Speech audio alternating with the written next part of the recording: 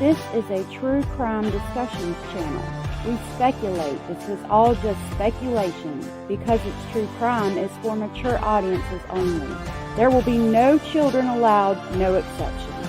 Everything on this channel falls under fair use. Please remember to like, comment, subscribe, and share. It's free.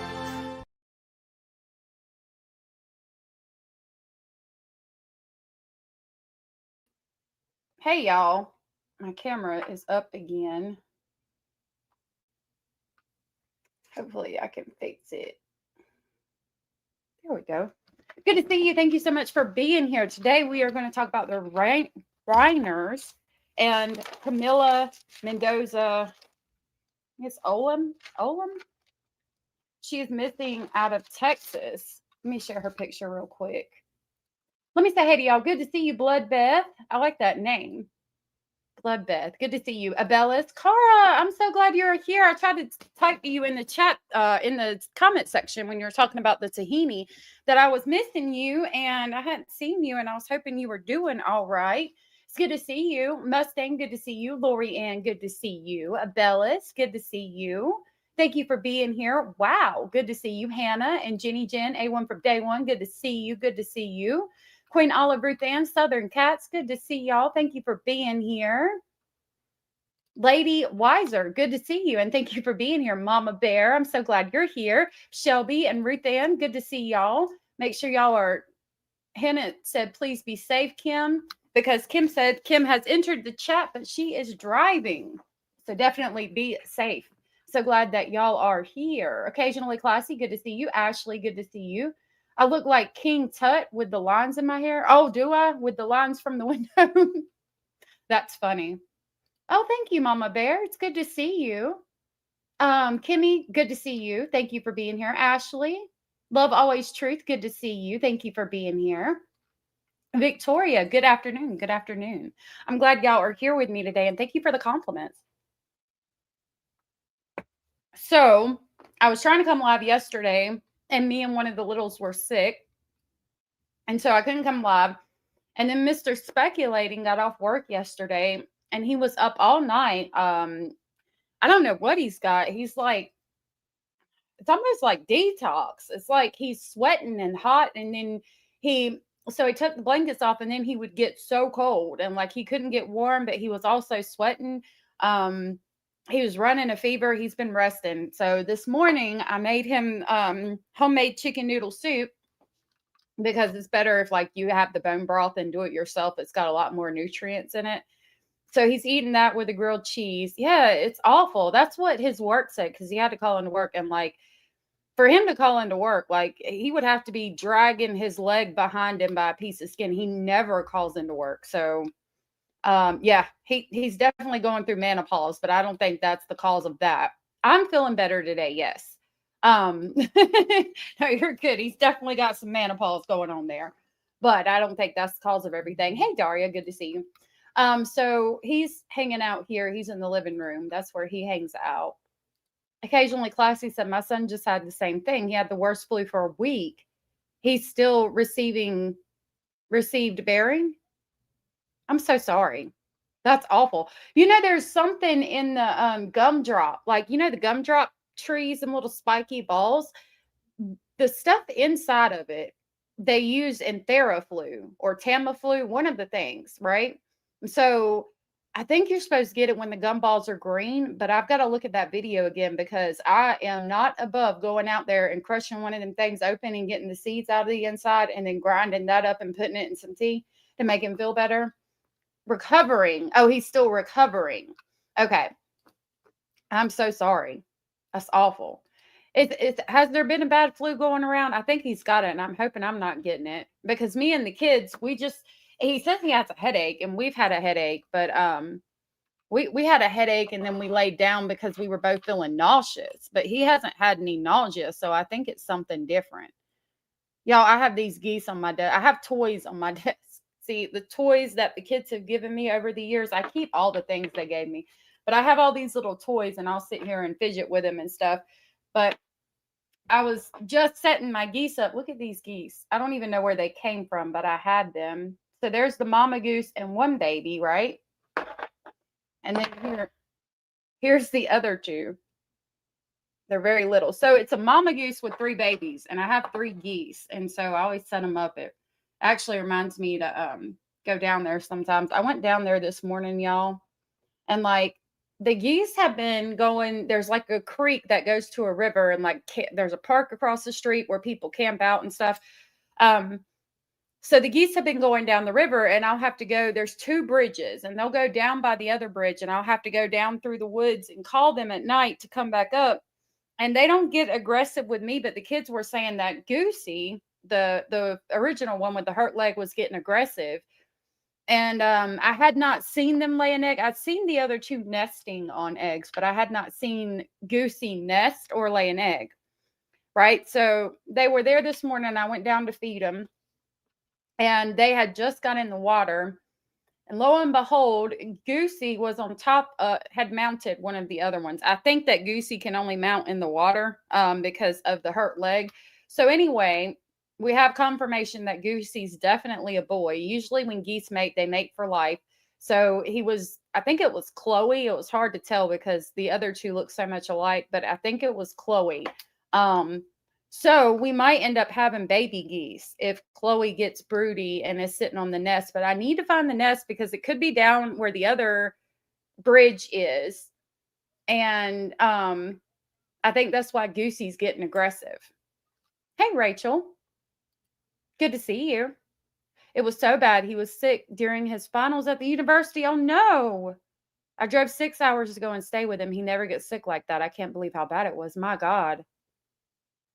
That's awful. Poor baby. I'm glad that you were there to be with him. My daughter just had finals at her university. That's so bad. I hope it doesn't get that bad. I mean, he'll be off work. I think he's off work tomorrow. It's either tomorrow or I know definitely Thursday and Friday, but it might be tomorrow too for the new year.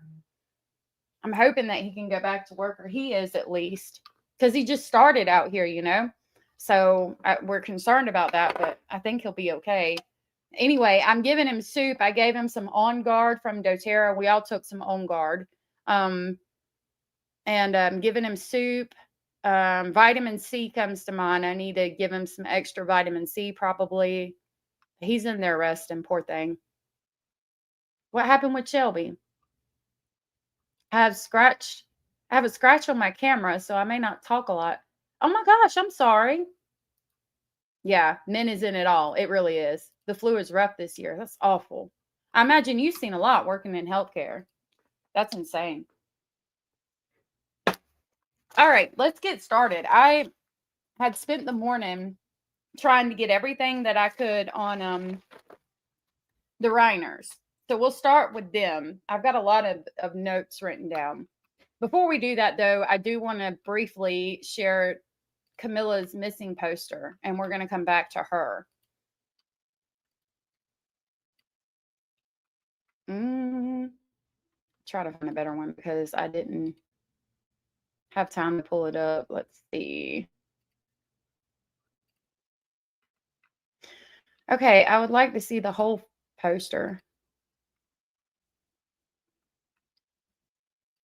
Let's see. Hold on just a minute.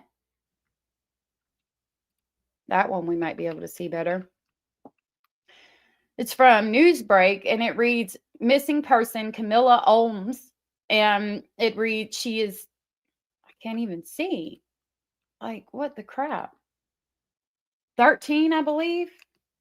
No, 19. Yeah, 19. She's a missing person. She's 19. Her hair is brown. Her eyes are brown. She is 5'4", and she's 119 pounds. The Texas Department of Public Safety has issued a clear alert, I think, for 18-year-old Camilia Mendoza Olmos, who was last seen around. Y'all, this is a bit much. Hold on. Like, why can't I find just her missing poster to where I can read it? Let me try it this way.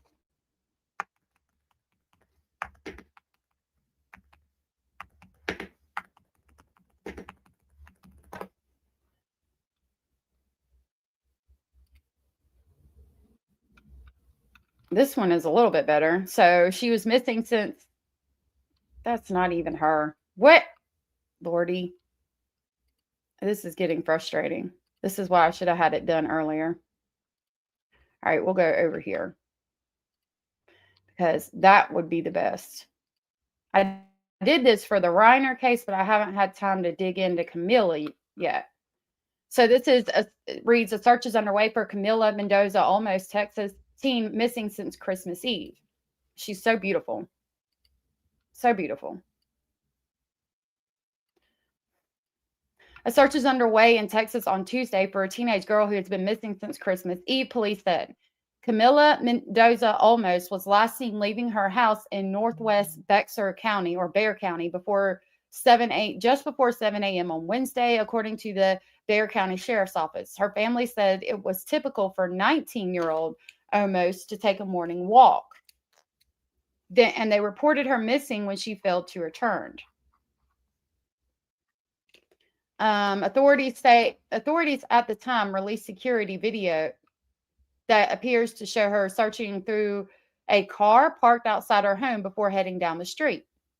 During a press conference on Monday, Bexar County Sheriff Salazar said investigators recently received dashcam video from a person who passed by a woman walking by herself on Wednesday. He told reporters the woman in the clip resembles Olmos, and the video was recorded just a few blocks away from her home. Quote, the only items known to be on her person are her car keys and possibly her driver's license, the sheriff's office said on Facebook.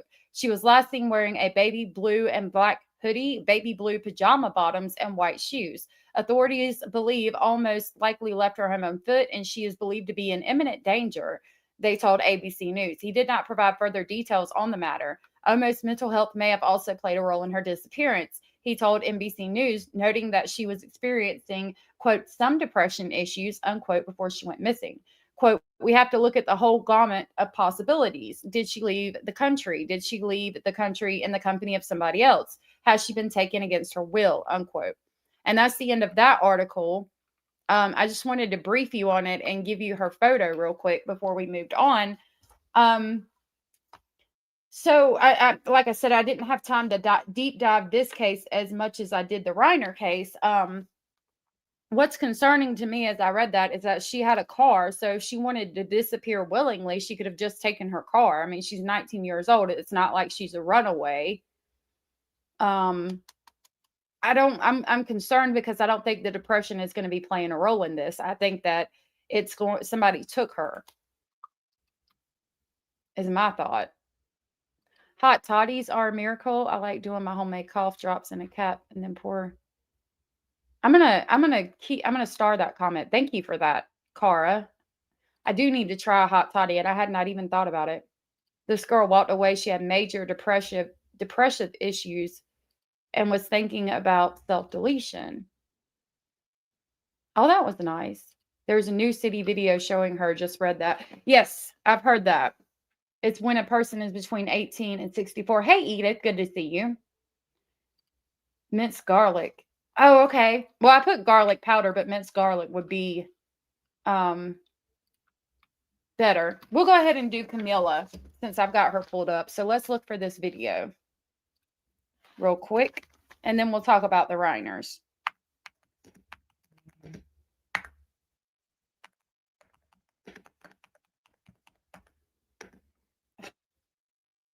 Hold on just a minute.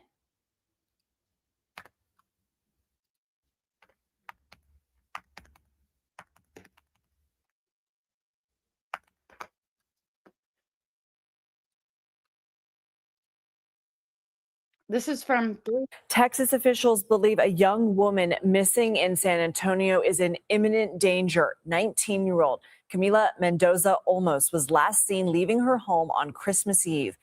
And new surveillance footage may provide more clues. CBS News reporter Karen Hua has been following the developments in this search. Karen, what is leading investigators to believe that she is in danger?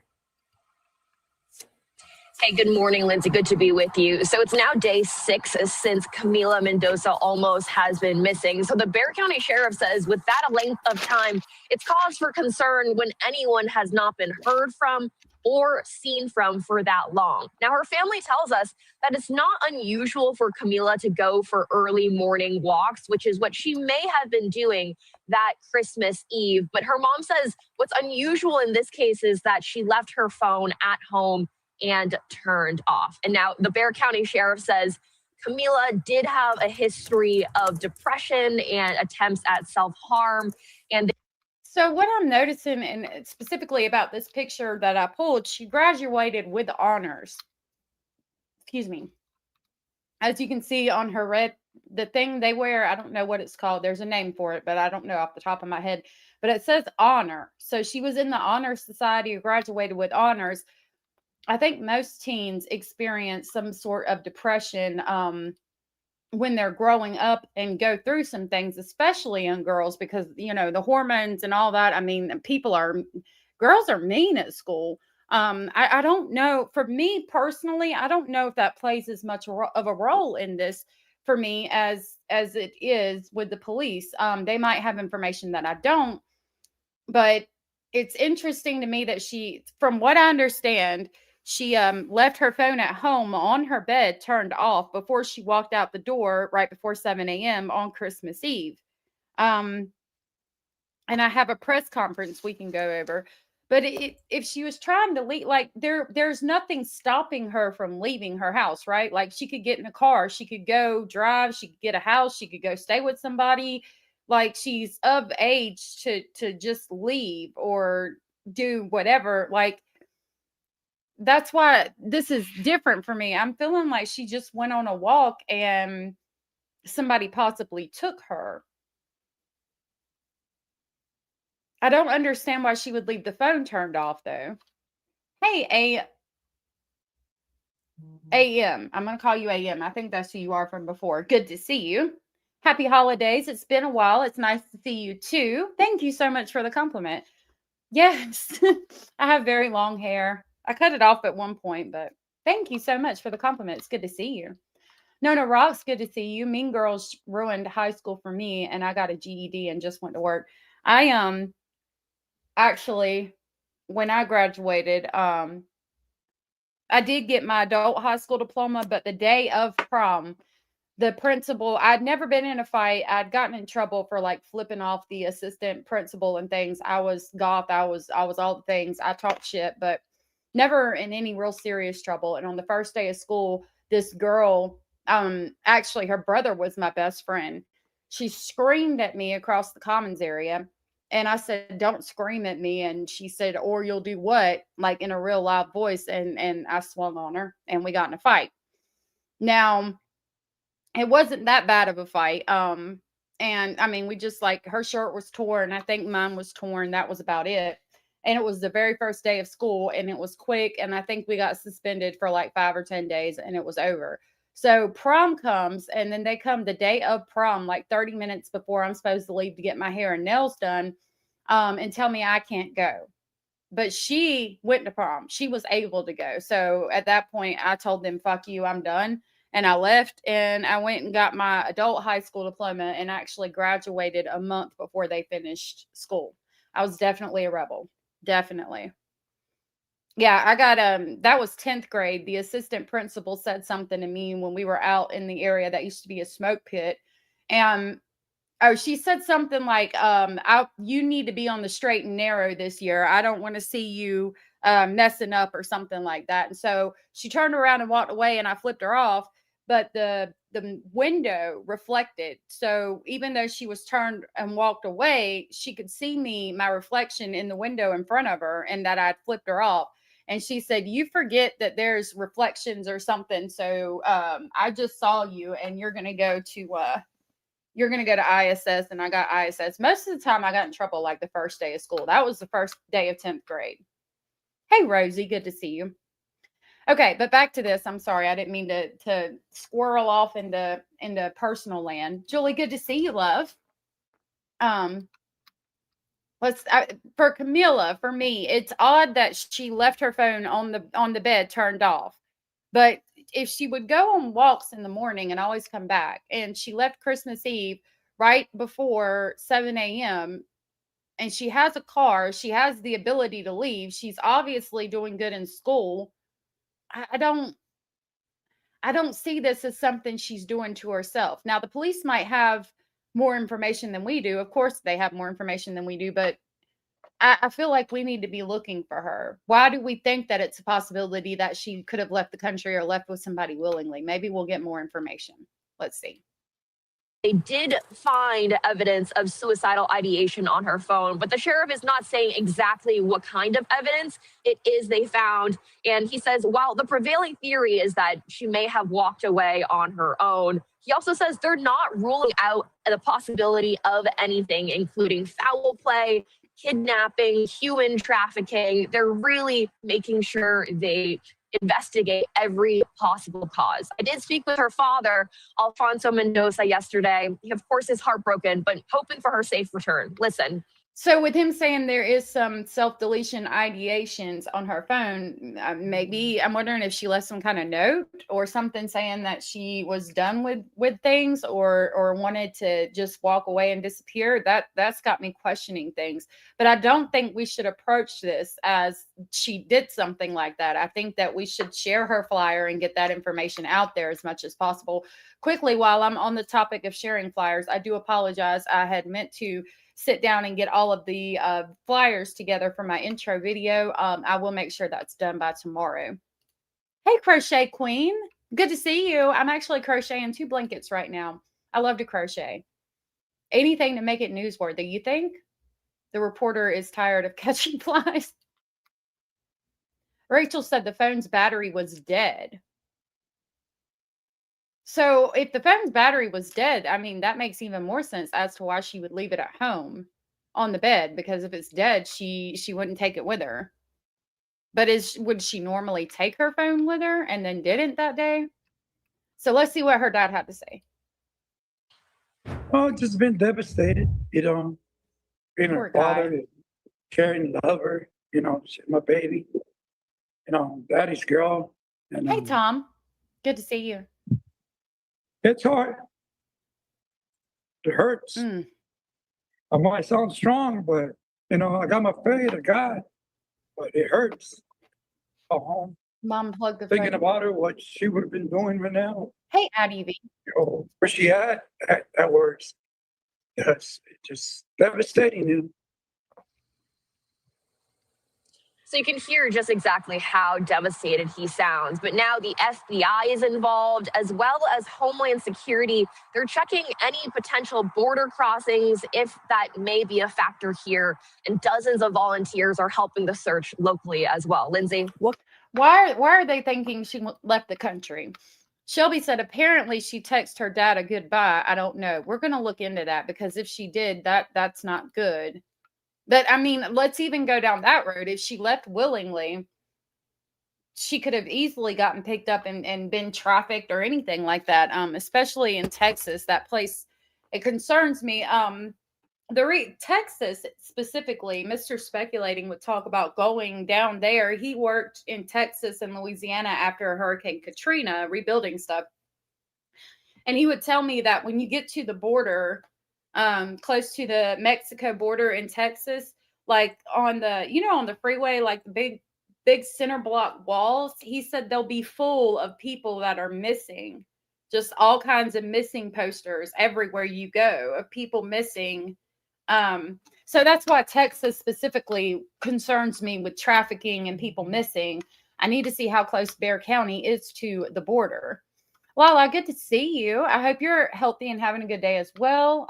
We got some sick people here, but they're getting better. Addie said apparently she was talking with her friend and said, quote, "I love you," when ended the call, which was unusual. So all of these things, if that happened, she left her phone, she told her dad goodbye. That's not good. Tom, we're just now digging into it and trying to find what we can. I'm going to go on X and Facebook as well to see what we can find. Right now, we're watching the clip. I'm going to see how close Bexar County is to the border, because that's concerning. Why do they keep thinking she left across the border? Can you tell us more about the clues that this new video is providing? Yeah, so the sheriff says there are two key pieces of surveillance video. One is from a neighbor's doorbell camera, which shows Camilia getting something out of her car, which is parked outside her home that morning of Christmas Eve. And the second piece of surveillance video is from a dash cam just a few blocks away from Camilia's home. It shows a woman walking who matches the description of what Camilia was wearing. In that video, I thought they said baby blue or blue pajama pants and a baby blue and white hoodie. That looks like a black hoodie and black shorts to me. So Bexar County, Texas is approximately 140 miles or 230 kilometers from the Mexican border. So that's not just like, you know, a 5-minute walk away. Why do they keep thinking she's gone across the border? It's been cleared up. They don't think she's gone across the border now. I'm going to see what I can find. Rosie, leaving on Christmas Eve, that's not good. It's a big celebration day for historic traditions. I know that there's usually like mass on Christmas and things like that. Concerned about ICE, but that's been proven they didn't get her. That's good. Hey, Miss King of Anything, good to see you. I wonder if some issues could be language issues. Her mother had said she felt her get out of bed. So at 19, did they share a bed? But then mom says she left her phone in her room, so I'm not sure. That's interesting. Like, maybe they didn't share a bed. If her mother said she felt her get out of bed, maybe her mother did sleep with her that night, but maybe maybe she had been upset or something. And so her mom, you know, to calm her down said, look, I'll lay with you. You'll be safe. You know, just go to sleep, and then stayed there and then felt her get up. But maybe she had went to her mom's room or something. I don't know. That's interesting. Maybe she had a burner phone. That's an interesting theory, Cindy. Good to see you. You're on the way home from your daughter's house. Well, be safe, Ruth Ann. I'm glad you got to see her. Supposedly, she was wearing a black hoodie, light blue pajama bottoms, white tennis shoes. So structuring that video to me looks bigger than what she is. It does to me, too. When we looked at the missing poster, it said something about no, it was this one. Hold on. Okay, a baby blue and black hoodie. Baby blue pajama bottoms and white shoes. So that was a black hoodie, but I didn't see any baby blue on it. I'm going to back it up again. I want to see the neighbor ring cam. Just a few blocks away from Camila's home, it shows a woman walking. I mean, that looks like her legs. Maybe it's some blue shorts, possibly, because it does have a little bit of blue before it gets down here. That is definitely a black hoodie. Maybe the writing on the front is blue, like the writing that you would have like right here. Maybe that's blue. Addie said, apparently her and her boyfriend had just recently broke up, and so she has a history of depression, so mom was sharing a bed with her. Thank you for the information, because I don't have a lot on this. Hey, MFW, good to see you. Just getting a chance to speak, but listening while at work. Well, you be careful at work, and I hope that you're having a good day. Tom, she is 19. North Face hoodie. Let me write that down. You can see the emblem there. Okay. I hope y'all can hear me. My mic was like way down. North Face. I got a loud voice though. I do want to, I'm going to put a banner up that says this is speculation, because we're just discussing the case with information that we've gathered and that we've heard about this case in the past couple of days. So everything I say, everything chat says is our opinion and speculation. It has not been, I haven't, unless you see it validated on my screen, I'm not validating it. I hope we get some good news from this too. If she did leave on her own, hopefully they'll find her safe. Cindy said they said she got something out of her car since she let her phone die and left it at home. Maybe she stashed a phone in her car. That's a good point. And I didn't even think about that. But with the FBI being involved, if she has a burner phone, they would probably pick up on it. Okay, good. Thank you, Lala, for letting me know.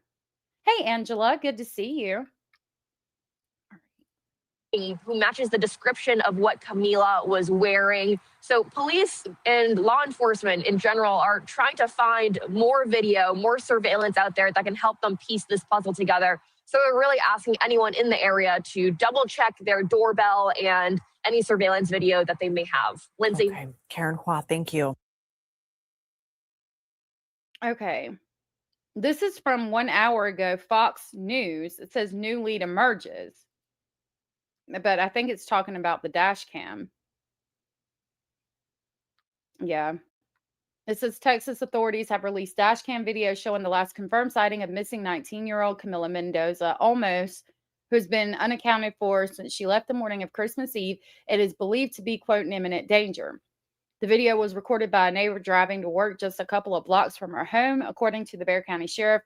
Authorities have not ruled out that somebody may have taken her after that sighting.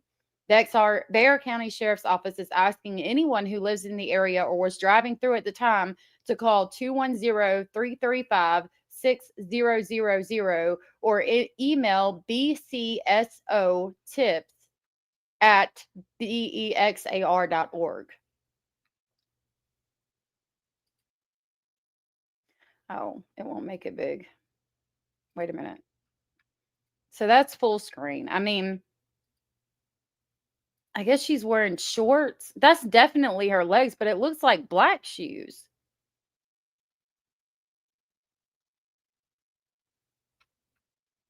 I need them to do it where they lighten it again. This is where it's lightened. No. See, that's right there. That looks like a black shoe to me. Unless it's the bottom of the white shoes, but then like right here, if she was wearing black shoes, you would see the black on the against the curb. So it's weird for me. Yes, all of us. Abella said, Nightbite, get in the corner. Get in the corner.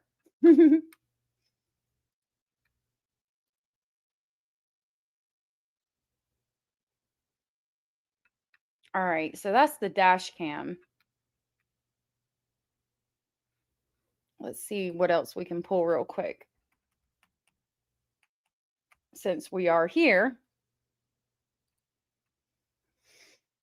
I am going to change my banner because this is Facebook and we will probably jump over to X. When you go on Facebook and when you go on X and type in something, I could type in that I saw her outside in my yard 5 minutes ago. And, you know, I'm in Arkansas. I have not seen this girl a day in my life. So just keep that in mind.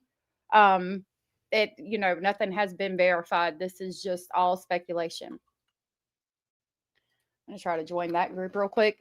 It says this group is called Missing Camilia Mendoza Olmos Discussion and Updates. And an anonymous participant alleges that her mom said she noticed her phone wasn't charged and plugged the phone in.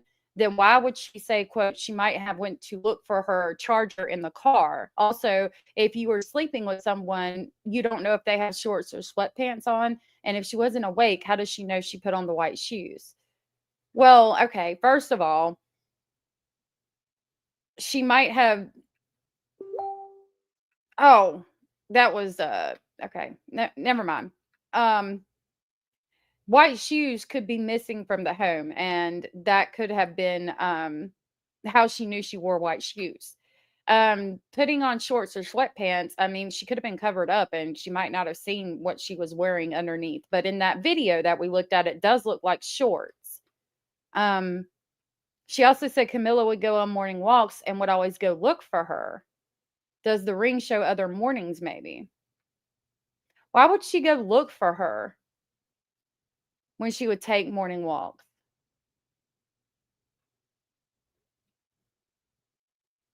This is another picture of her. Searches are continuing for 19-year-old Camilia Mendoza, last seen standing next to her car outside of her home, but we do have the dash cam video.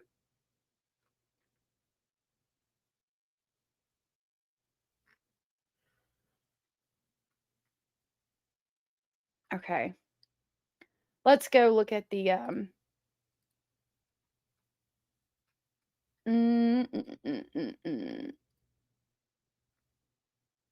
So that's the new dash cam video. We've looked at that.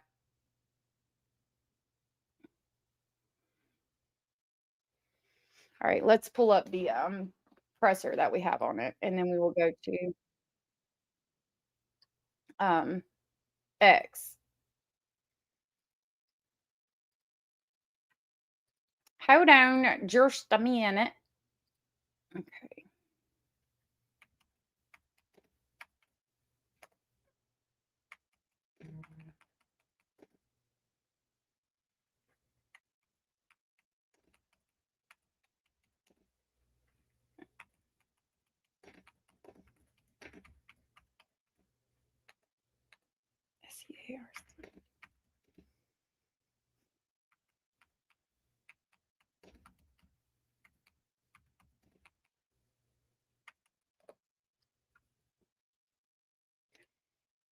All right, I know you can't see it yet. Hold on. We got a 20-minute presser from 21 hours ago, so yesterday. I'm going to pull that up, and then I will see what y'all had been saying.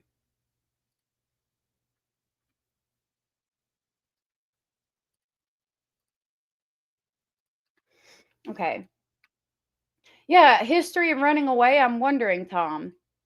Lori said, why haven't the police asked more questions about her mental health? She might be a bit off.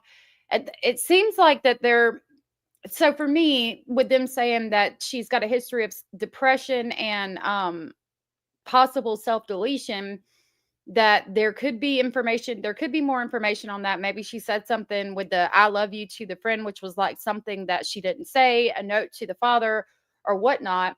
They're trying to say, you know, these things did happen. But if you go out to the public and you're like, this girl was depressed, she walked away, I don't think she's alive anymore, or something like that, then nobody's going to be looking. People are not going to feel the urgency to check. And we don't know for sure if she was taken, if she left thinking that she was going to go do something or wanted to disappear and somebody grabbed her after that. We need to locate her to make sure that she's okay. And if you go out here saying too much to the public about depression and self-deletion and notes and all of that, then the public doesn't feel the sense of urgency, is what I'm thinking. Rachel said, sadly, I'm wondering if this girl was having more problems than they are saying. Hopefully they find her soon. I think that she was having more problems than what they are saying, and I hope that they do find her soon. Hey, Kalisa. Only got 3 hours of sleep last night. Well, girl, you get you some sleep. Peace, Hode. Peace, Hode. Usually leaving with just an ID means just that. Unfortunately, yeah. All right, so we're going to watch this presser from yesterday where the Bexar County Sheriff provided updates on the search. Of our mobile command post, we're stepping up operations. You know, up to this point, we've been relying upon the school to allow us access, and the school's been great partners. I'm going to grab my supplements real quick. I haven't taken them yet because I just took the On Guard this morning because Mr. Speculating was sick. But at a certain point, we see that, you know, we don't want to interfere with their operations either. And so we've now set up our command posts. Again, they've been gracious enough to let us use the parking lot. That way we can come out and do what we need to do without disturbing their ongoing operations. But as of now, you know, as the last few days, we've been talking about the lack of video from the community. Up to this point, really the only thing that we had some videos and stills from her driveway, from the young lady's driveway, and what we believed was her right around 7 a.m. Late yesterday, we were made aware of a second video that somebody from the neighborhood here was on their way to work about 7 a.m., about the same time, and saw what they believed may have been her on a dash cam. This person had a dash cam. Have y'all seen the video from the neighbors? Because I would like to see that. Hannah said, hi to everyone just getting in. Hello. Thank you for being here. Operating in their vehicle. They shared that video with us. And again, at present, I'm not able to say with 100% certainty that this is you know, the young lady in the picture, but it does certainly have the clothing description on this pedestrian certainly does match up with what she was wearing at the time. And so, you know, we're sharing that information, that video with you all in hopes that somebody may have collected similar. And keep in mind, the FBI and the sheriff's office is going to have a way to clear up that imagery. So I feel pretty positive in saying that if they think it's her, then it probably is her. Rachel pointed out or let us know that Texas EquiSearch is now helping. EquiSearch does a good job, so hopefully that'll help find information and bring that out. Video. Up to this point, really, this was the best direction of flight that we were able to develop. Again, at first, all we had was video right there, right around the residence, and so now, if this is indeed her, we've got what we believe to be a good direction of flight. And so what it looks like is that back over this way, is where the residence is. It looks like she may have come out onto Wild Horse Parkway and taken a left and was actually heading this general direction when a motorist driving to work passed her and was able to capture the video. Again, we'll share it with you all. She is wearing what we believe this young lady was wearing about the time that she was last seen. Light blue pajama shorts, if you will, and a dark colored top. And so we're asking anybody, again, with any information to please give us a call, 210-335-6000. You can also email us at bcsotips@bear.org. And what we're asking is, once again, folks from the community, if you've got any surveillance camera video, or if you've got a surveillance camera that maybe you haven't had an opportunity to check up until this point, please make it a point to look. Again, the last video that we have is about 7 a.m. Christmas Eve morning. But again, even if you don't live here in this immediate neighborhood, maybe you live 2 or 3 communities over. Hopefully it doesn't cost you much more than time to just look through your surveillance camera video from later that day and let us know, and let us be the judge of it. What we don't want is somebody to go, well, I'm not 100% sure that it's her. It's just a video of somebody, the top of somebody's body walking up my street. Show it to us, send it to us. Let us be the judge of whether it's something usable or not. What we don't want you to do is feel silly calling us, and in reality, you're holding on to something that could help us out with this case.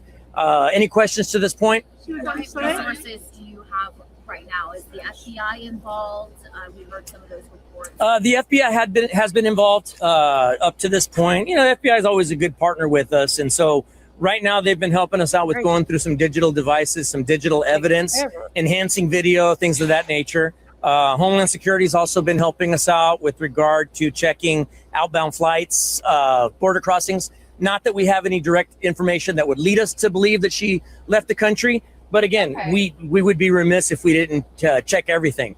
And so, you know, at present, there's nothing to share with regard to that. But again, we're thankful for our federal partners for giving us access to their. So there's no confirmation or anything to make them think that she would leave the country. I'm assuming just because of the note, they're checking all avenues. Hey, Paranormal Rooster, I just had Facebook up and you popped up. It's good to see you, and I'm glad that you're here. Kim said, not behind, just been able to check. You definitely want to switch to minced garlic for the garlic powder. I promise you'll thank me in 6 months. Okay, I do need to get some. I saw this yesterday. I think the sheriff is doing a really good job. I like him for some reason. He does seem to know a lot and have his facts together, and I am finding out more. Have any of y'all seen the Ring doorbell camera? Because we just saw the Dashcam video and reviewed that. I want to try to find the Ring doorbell camera. Roosters in the chicken coop. It's so good to see you, and I've missed you, and I hope you're doing good, Paranormal. I live north. Oh, it really must be everywhere. What's going on, Addie? The flu?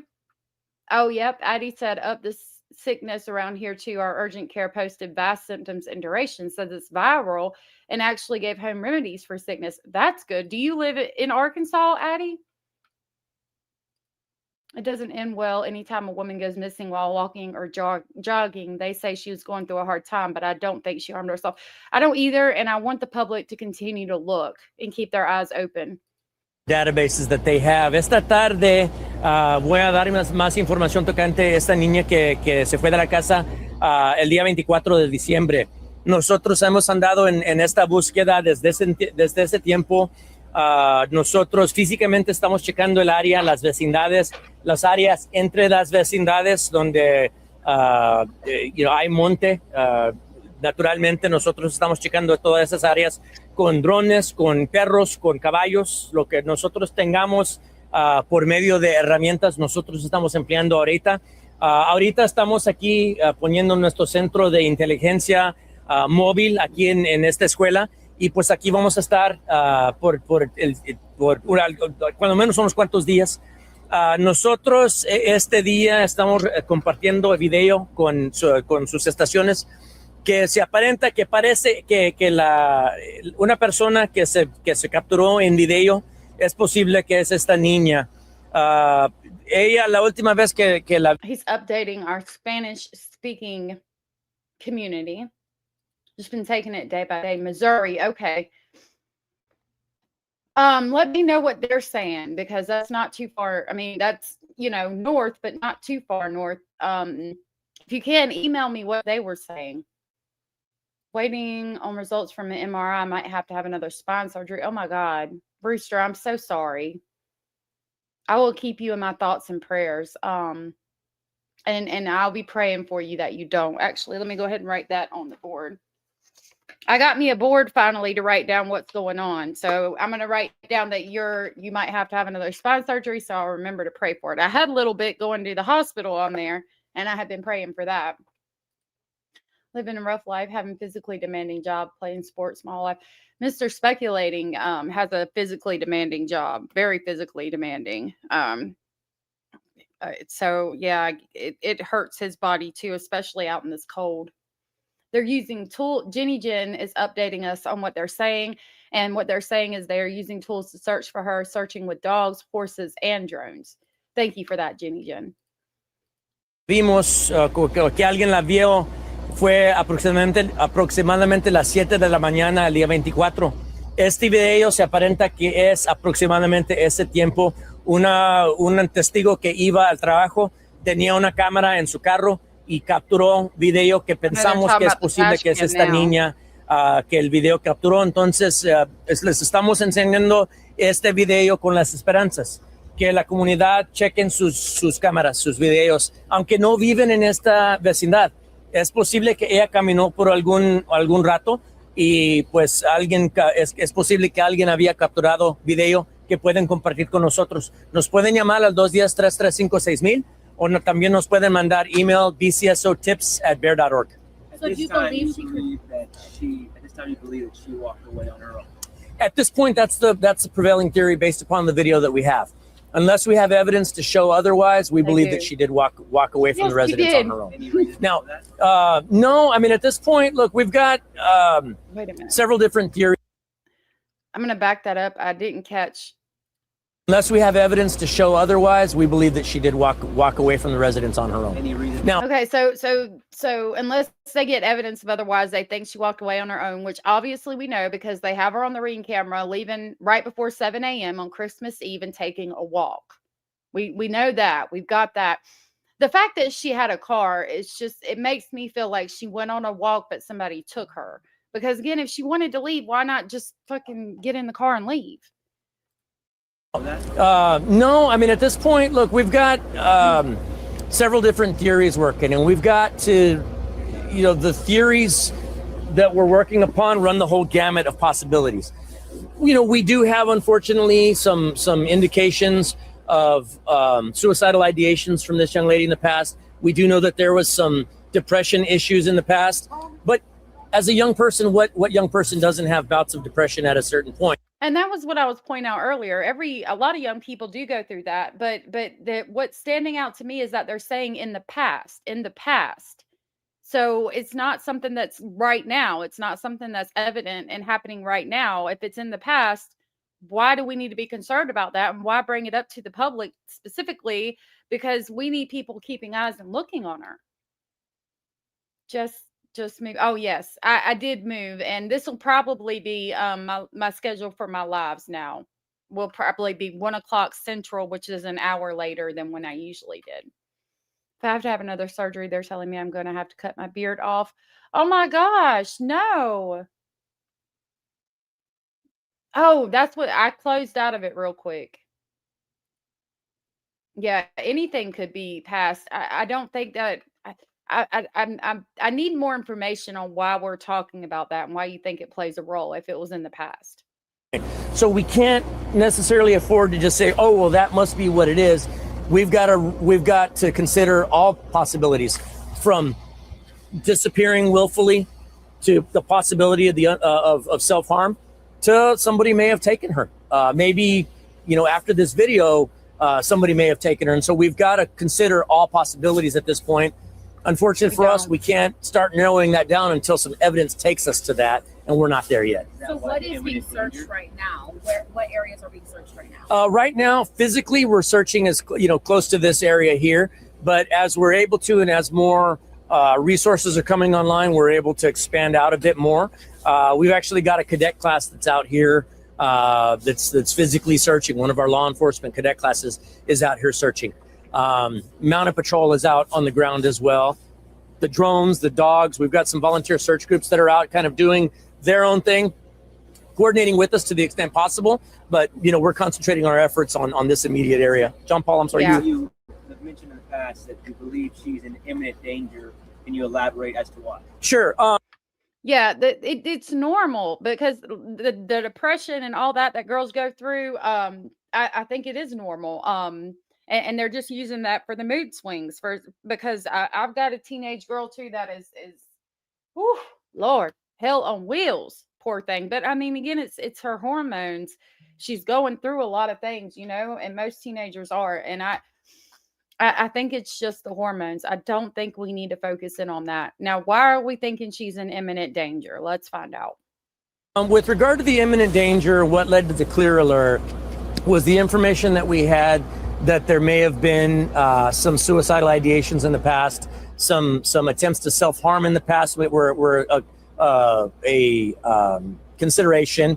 And so, again, it's just one of the many theories that we're exploring at this point. But, obviously a young person like this, small in stature, very young, very impressionable, I would say anytime they're away from home, and we don't know where they are, there's always an immediate danger there. How far the Dashcam video where you sort of...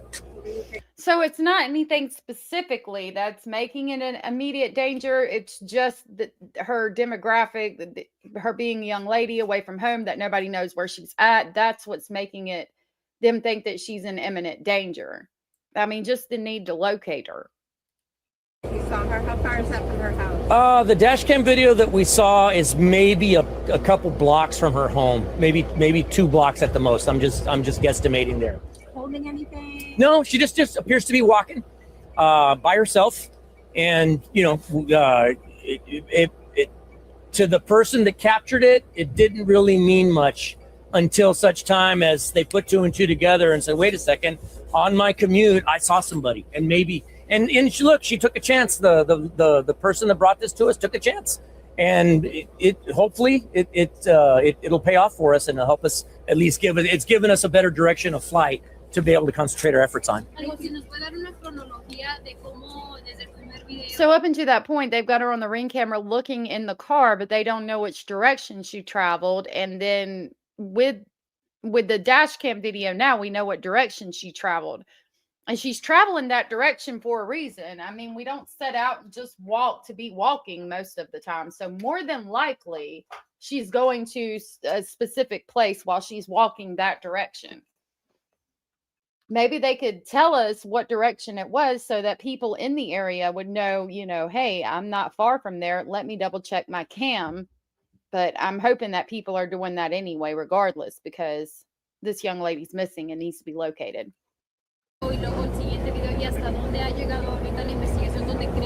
Sí, al principio de la investigación solamente teníamos un video de la casa, que aproximadamente a las 7 de esa mañana que ella estuvo cerca de un carro.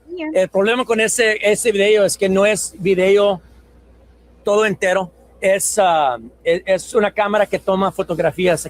Did they say what direction it was? I think they just said it. I thought they just said it was a block or 2 from her house. I didn't think they said what direction specifically it was. I apologize if they did and I missed it, but I thought they just said a block or 2 from her house. Corey, good to see you, love.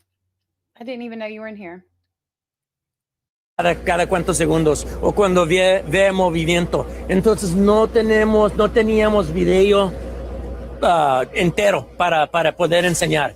Nosotros pensábamos que posiblemente era ella en ese video cerca de un carro en su casa de ella.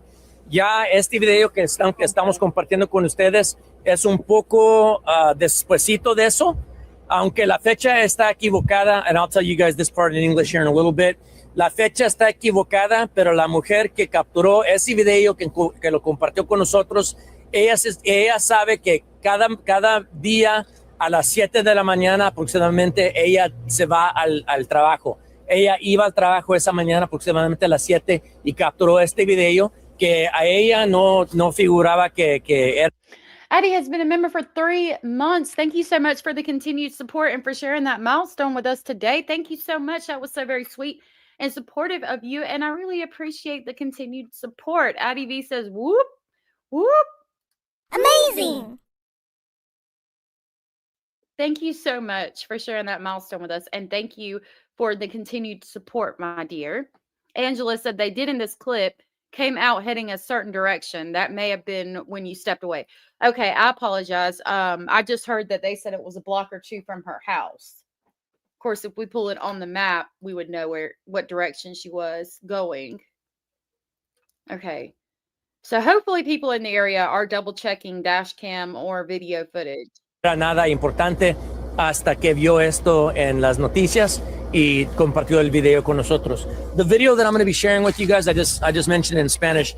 The date is way off. The time is way off for whatever reason.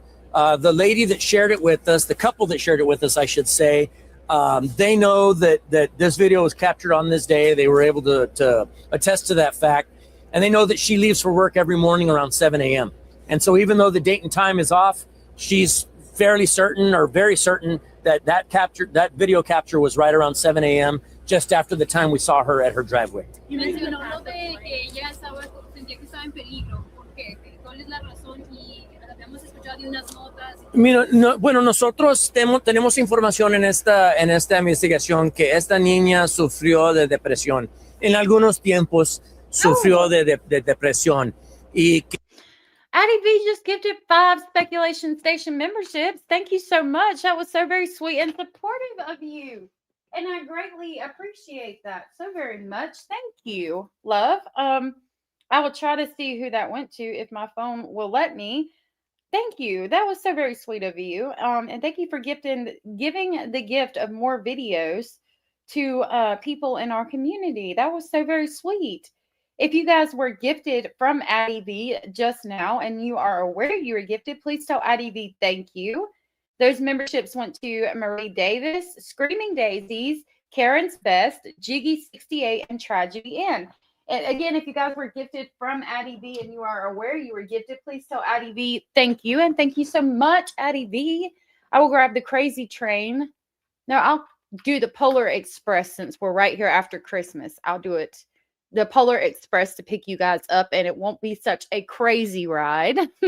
Thank you, Addie V. That was so very sweet of you, and I really appreciate it.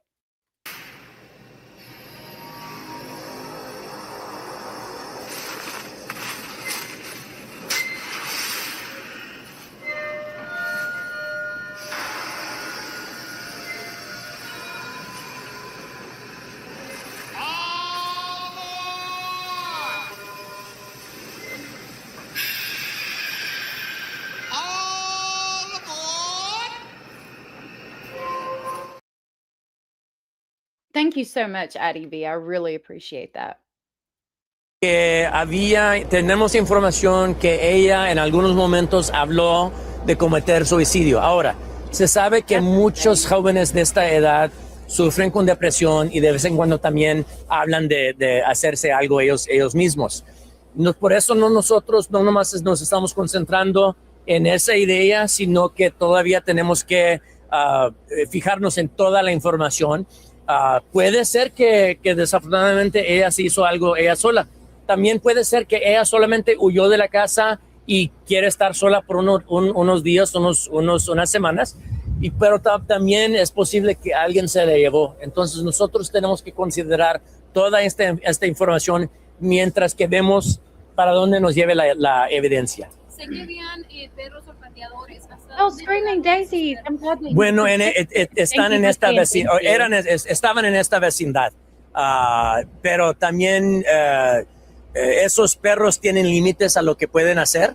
Nos llevaron a una vecindad aquí cerca y luego de allí ya no tuvieron éxito con decirnos dirección. You mentioned a path of flight. Does this new video at all narrow where you guys are going to be searching for? Well, it gives us a direction of flight, right? Right. You know, again, to that point, all we had was her driveway and really didn't know from there. This at least gives us an idea. It was okay, this general direction coming from the residence itself.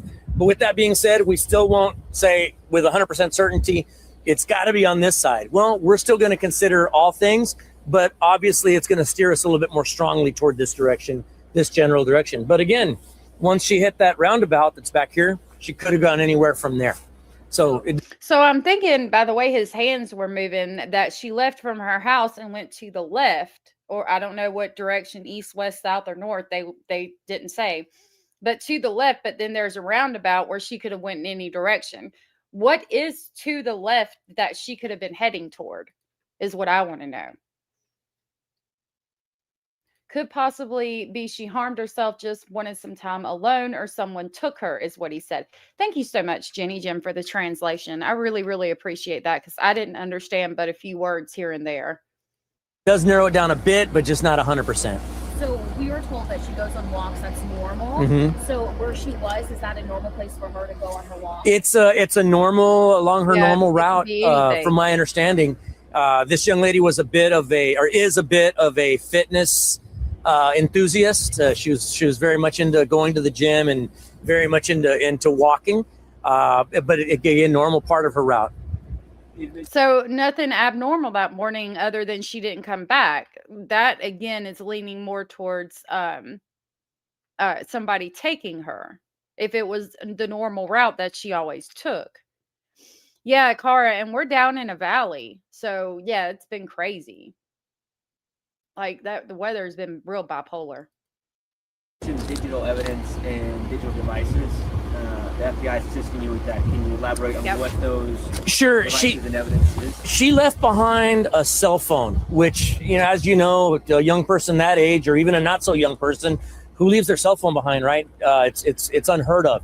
But she left behind a cell phone. She left behind an iPad, and so we've had the opportunity to go through some of that digital evidence. Again, thanks to the help from our friends at the FBI.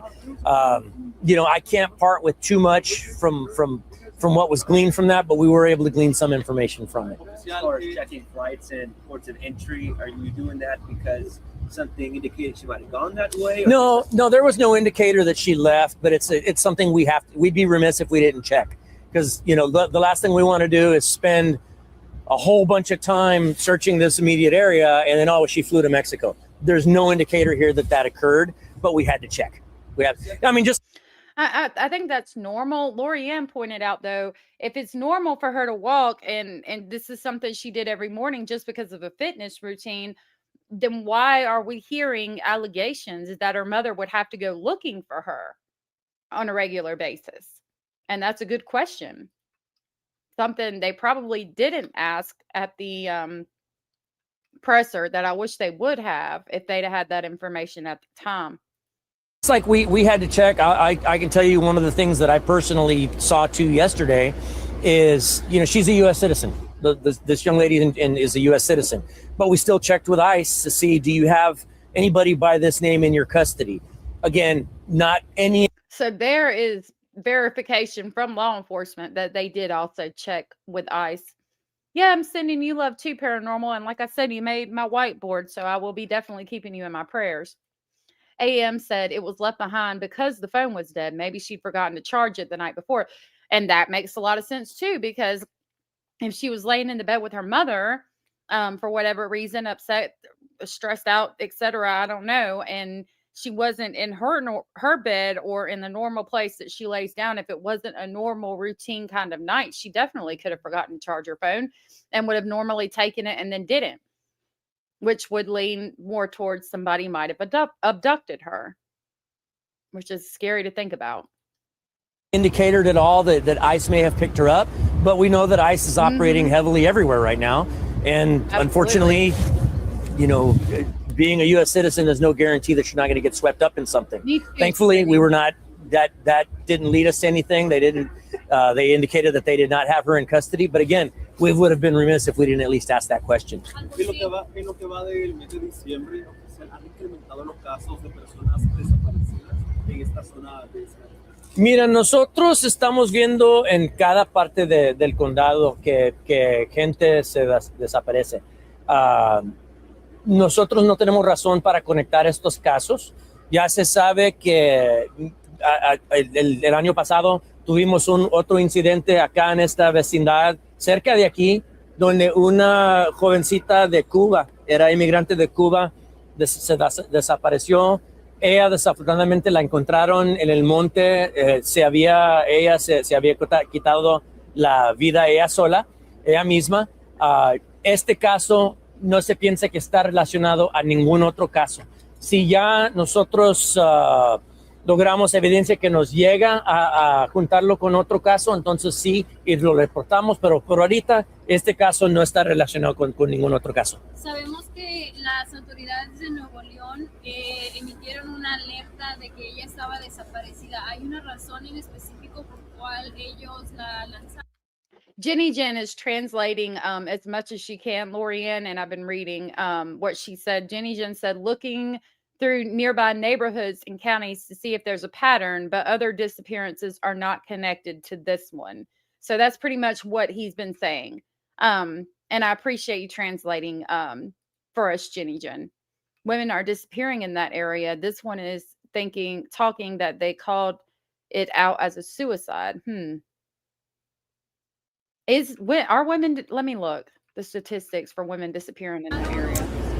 No sé, sí sé que tiene parientes en México la niña, pero ahorita no hay ninguna información que nos lleva para México. No sé por qué ellos pusieron ese aviso. Sé que en otras partes de nuestro país, hasta en Chicago, los medios nacionales están llevando esta historia. Entonces no se sabe por qué, solamente que quieren compartir la información con las esperanzas de ayudarnos a nosotros. Sure. My name's Eduardo. I work with a lot of missing persons. Thank you, sir. Let me concentrate on the media folks here. For people that want to help, right? Yes, sir. People in the community, Yes, ma'am. what can they do besides, anyone that lives in the neighborhood with video? What volunteer efforts are underway or available? Well, So for Bexar County, it talks about it has the highest rate reported domestic violence per capita in Texas and one of the highest rates in the nation. In Texas, 1 in 3 women will be affected by domestic violence, but that's all I found specifically on that. Thousands of San Antonians go missing every year. So that's San Antonio. So yeah, it does seem like there's a lot more people missing. I want to see that photo. There's several. And I think San Antonio was where Mr. Speculating was talking about, like on the big concrete wall on the interstate that you can see them missing. Oh, I'm sorry. Hold on. On the big concrete wall on the interstate, you can see like all the missing posters. This is San Antonio specifically. 37, 26, 51. That's all the ages I'm seeing so far. That's not good. That was where it was talking about the highest rate of domestic violence per capita. So the volunteer search groups are kind of doing their thing right now. We would just appreciate it if they coordinate with us. Far be it from us to say don't search. If they feel it in their hearts to do that, we'd appreciate them coordinating with us to let us know where they're going to be. We certainly welcome the help if they so choose. But we would ask that they if they see law enforcement searching a particular area, that they just kind of stay out of that area. The last thing we want to do is be tripping over each other. But certainly if they feel that it's in their hearts to search a certain area, we'd appreciate that. Just your thoughts on that. I'm sorry? Have you found any relevant physical evidence during these ground searches? No, well, look, I certainly wouldn't be the type to discount anything at this point. I can tell you we haven't been made aware of any evidence that we would say is meaningful. But again, with that being said, if any of these search parties come across anything that they feel is relevant, call us. What we would recommend or what we would ask is that they not touch it. Because if it does happen to end up being... So nothing found, again, during the ground searches, but definitely keep your eyes open. So in reference to what she was just saying, we're going to come back to X for a minute, in just a minute after we finish the presser and read an article. The New York Post just posted that a 14-year-old Texas girl disappears, becoming the third missing Bexar County teen in just a week. And that was posted at 12:50 p.m. today. So 3 are missing. One of them is 14. Here is Camilla, who's 19. This woman is 17. This woman is 14. That's 3 in a week in Bexar County. So we're going to look into that too. Wow, that's not good. That's not good. And that's why it's so important to look for her. Even though there might have been some issues with depression, I'm telling you, most young teenage girls have issues with depression, and it has to do with their hormones. That's a lot to deal with at one time in your life. End up being some sort of evidence. We don't want that chain of custody tainted in any way. So if you happen to see something out there, call us 210-335-6000. Is there concern that we're now on day 5 without seeing her? Look, always cause for concern. You know, young folks, a lot of things can happen to a young person in a matter of hours. So yeah, the fact that we're five days out and counting is certainly cause for concern. A lot of things can happen to this young lady. That's why it's incumbent on us, on this community, to everybody come together with the objective of getting her back to her family sooner. I mean, seconds. It's not even a matter of hours, seconds, and we're 5 days behind. Rosie said she just broke up with her boyfriend on the 23rd, and she goes missing the 24th, but he has been helping. I don't know. I just don't trust anybody. Have thoughts on that. That is interesting. If you're meaning like, could he be involved? There's definitely a possibility. But with the breakup, it would make me think more she did something to herself. Because most of the time, if like the boyfriend is guilty of something, you would hear about a lot of violence, like arguments, screaming, fighting.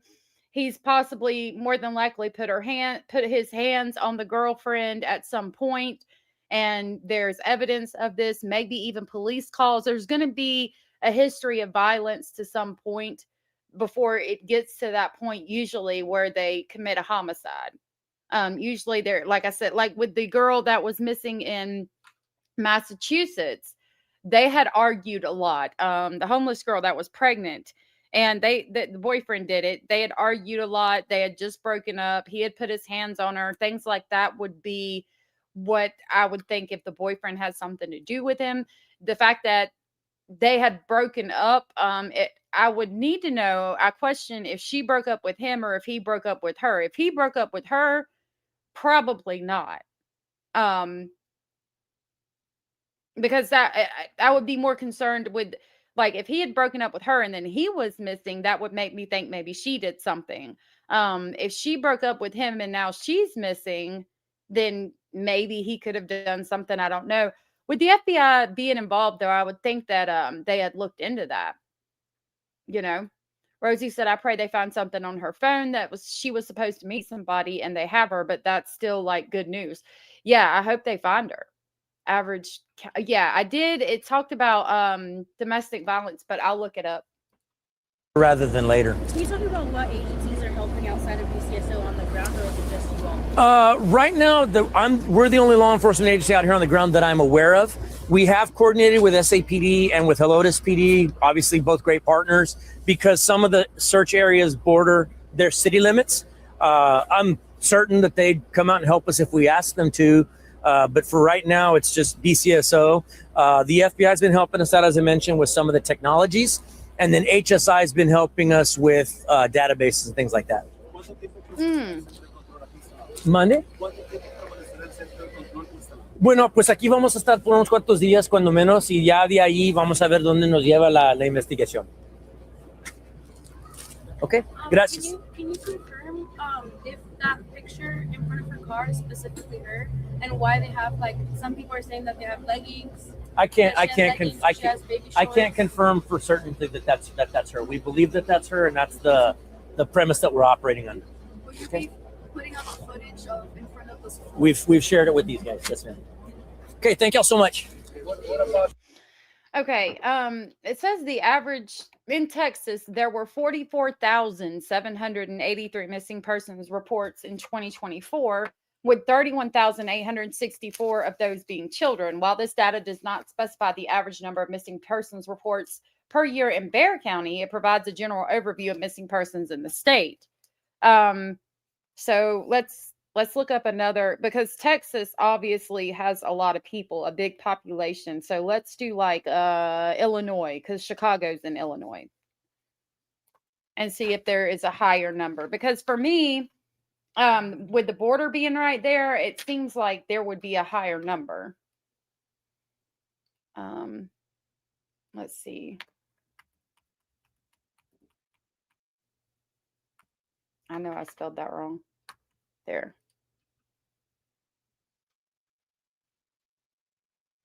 I need the number.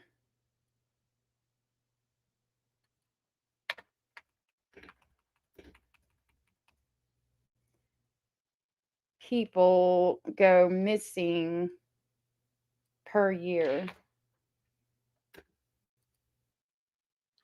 Yeah, I think that should tell us.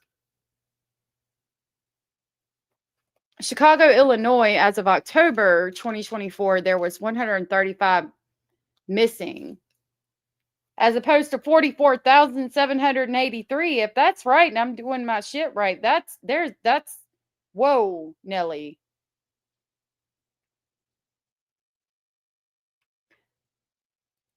This is by state in 2025. Texas had just 2,749 missing. 3,840 of them have been resolved. California is the highest, but Texas is right there under it. I'm going to save this because this is a good reference to have. So this is open missing person cases as of this year, and then resolved as of this year. In Texas, there's 2,749 open, 3,840 have been resolved. California has the most, with 3,619 open and 4,476 resolved. Both of those are border states. Why did it have it on Amazon? I'm sorry. I don't know what the hell y'all just saw.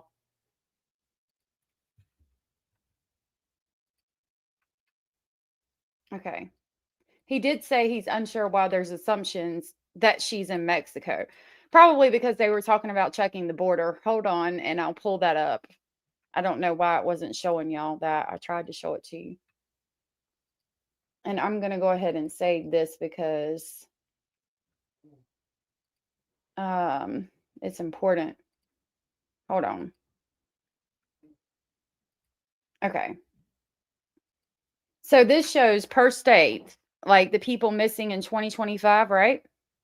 It even has the color graph. Open missing person cases as of 2025. There's been 4,000 at least open in California, where there's 3,619. See, the border states are where it gets darker. Tennessee has 944, North Carolina 650. Nebraska is only 88. Arkansas is 357, 515. It is border states. California has the highest with 3,619 open cases, 4,476 resolved in 2025. Texas is 2,749 open, 3,840 resolved. Woo! Florida has 2,424 open, 15,238 resolved. Alaska, there's not a whole lot of people in Alaska. Has 1,307 open, 533 resolved. Arizona has 1,099 open, 1,588 resolved. And then it goes down. Illinois, which is where Chicago's at, only has 461 open and 980 resolved.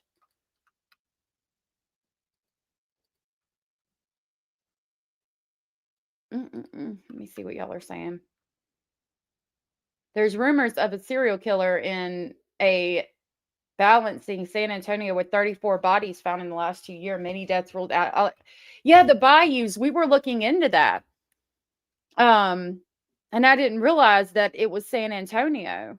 That's interesting. I hope to God there's not a serial killer out there. But yeah, they're ruling a lot of the deaths accidental, which is not, it doesn't make sense for me. California and Texas have the highest populations in the lower 48 states.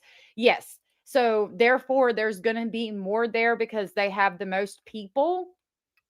I need to pull some statistics on like what the percentage would be of missing persons. Is it around the same? If we compare the percentage of missing persons per capita with like Nebraska, which showed like 88 people missing, right? The percentage with California and Texas, like if it's, I don't know, 15%, even though these numbers look really high, it could only be 15% of people in the whole entire state. And if Nebraska's like, 10% of people, it would be about the same. You get what I'm saying? Does that make sense? Like the percentage per capita. I hope they don't have a serial killer running around either, Mustang. AM said, just thinking out loud, I don't know if the sheriff, I don't know, that sheriff doesn't give me good vibes. Nowadays, corruption is all over the place. Imagine being in an area close to where Mexico, the cartels reign. I pray I'm wrong. I like the sheriff. I think he was very informative, and I think he was very upfront, but it is a scary situation. Kara said, I call bullshit on this chart. They might not be reporting properly. Sorry. Look at the East Coast. We know from all those poor missing children videos that there are a lot. You're right about that. You're right about that. So it could be bullshit. The United States as a total has 25,544 open missing persons cases and 55,396 resolved. It could be bullshit. I don't know, because I pulled up that one and it was like a lot.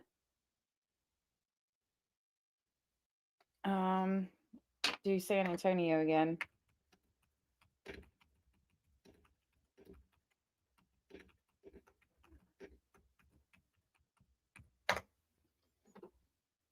There's 136 open. This number reflects ongoing challenges in managing missing persons in the city, which has been identified as one of the top cities for unresolved missing person cases in Texas.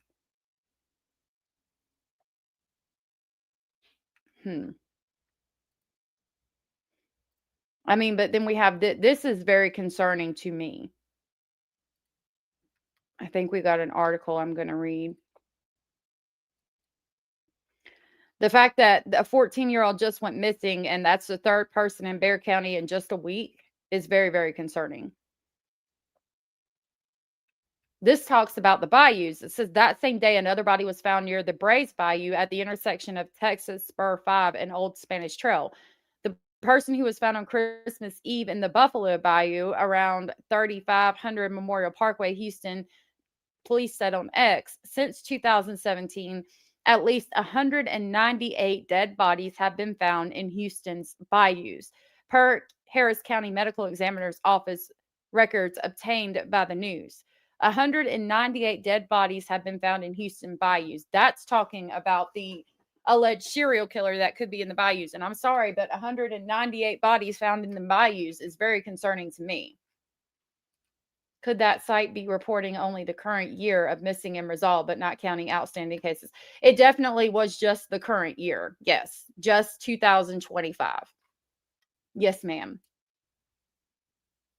Seems to have no urgency, his body language. I could get that. And, I think you should go with your gut feeling. I don't get that vibe from him, but I don't know. Tennessee is bad for trafficking. Surprised the number isn't higher.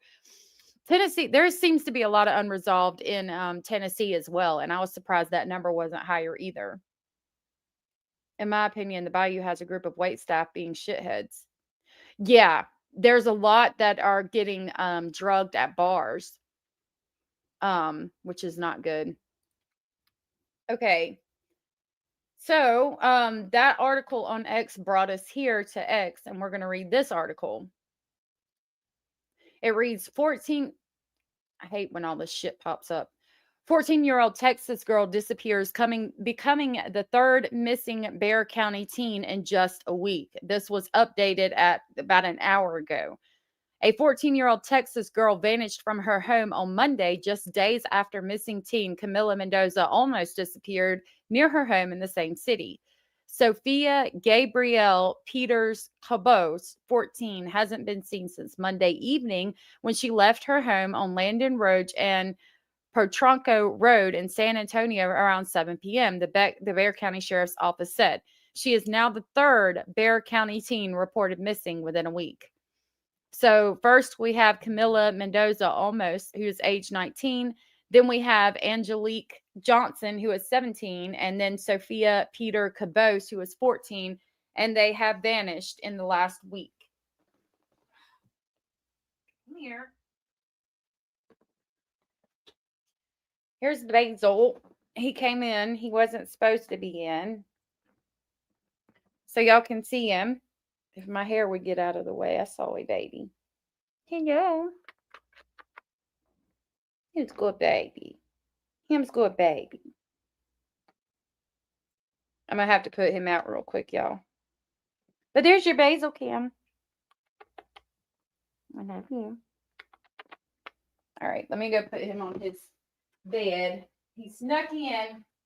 Hold on just a minute.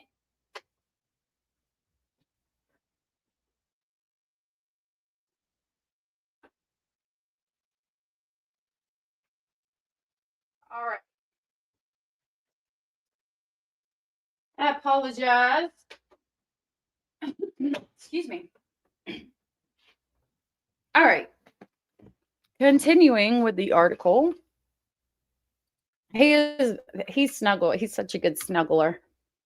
All right. On Christmas Eve, Almost 19 disappeared while taking an early morning walk. She was last seen close to her San Antonio home around 7 a.m. A day later, on Christmas Day, the sheriff's office asked the public for help in locating 17-year-old Angelique Johnson, who was last seen on Potranco Road. And again, that's her. Johnson is believed to have her phone on her, police said. But Almost's phone was found dead on her bed at home, which her mother says was, quote, highly unusual, unquote, for the teen girl. Investigators have warned that she could be in imminent danger and haven't ruled out that she could be across the U.S. border as part of a trafficking situation. There's Almost where it says she disappeared while taking an early morning walk on Christmas Eve. Here is Johnson, who was last seen on Potranco Road, and she's believed to have her phone on her, police said. This is Peters Cabos. She hasn't been seen since Monday evening when she left her home on Landon Ridge and the same road that Angela disappeared on, the Potranco Road. She left the intersection of Landon and Potranco in San Antonio around 7, the Bexar County Sheriff's Office said. Both of these girls disappeared from the same fucking road. I need to know how close Miss Camilla is to Potranco Road. Tomorrow, we're going to have to deep dive all 3 of these cases because that's not good. I just wrote it down. Let me write down her name too. So we've got, hold on, I'm going to keep reading the article, but I need to write down their names. Angelique. Angelique Johnson, who's 17, and then we have Sofia Peters Cabos, 14. Okay. Quote, that's why we're working basically around the clock on this case, unquote, Bexar County Sheriff Salazar previously told CBS News.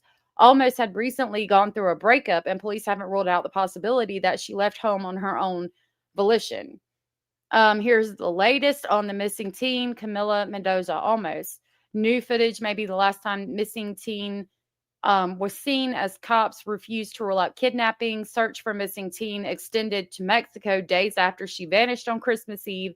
Texas teen who vanished on Christmas Eve feared to be in imminent danger. Missing Texas teen's heartbreaking last words to best friend before mysteriously vanishing during Christmas Eve walk revealed. And Texas teen Camilia almost vanishes after mother believes she went on Christmas Eve morning walk. I'm going to click on that. Oh, no, it's going to take. Quote, she could have just wanted to get away. We're going to go right back. And gather her thoughts. There is concern.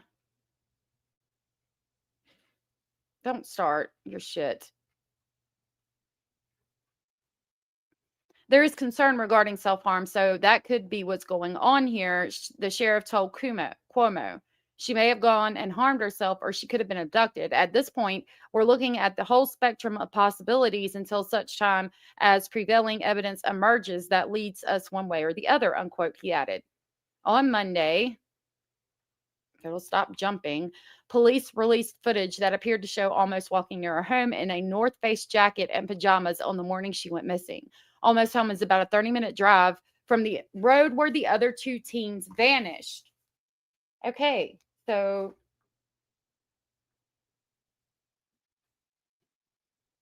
it's she's 30 minutes away from Petronco Drive.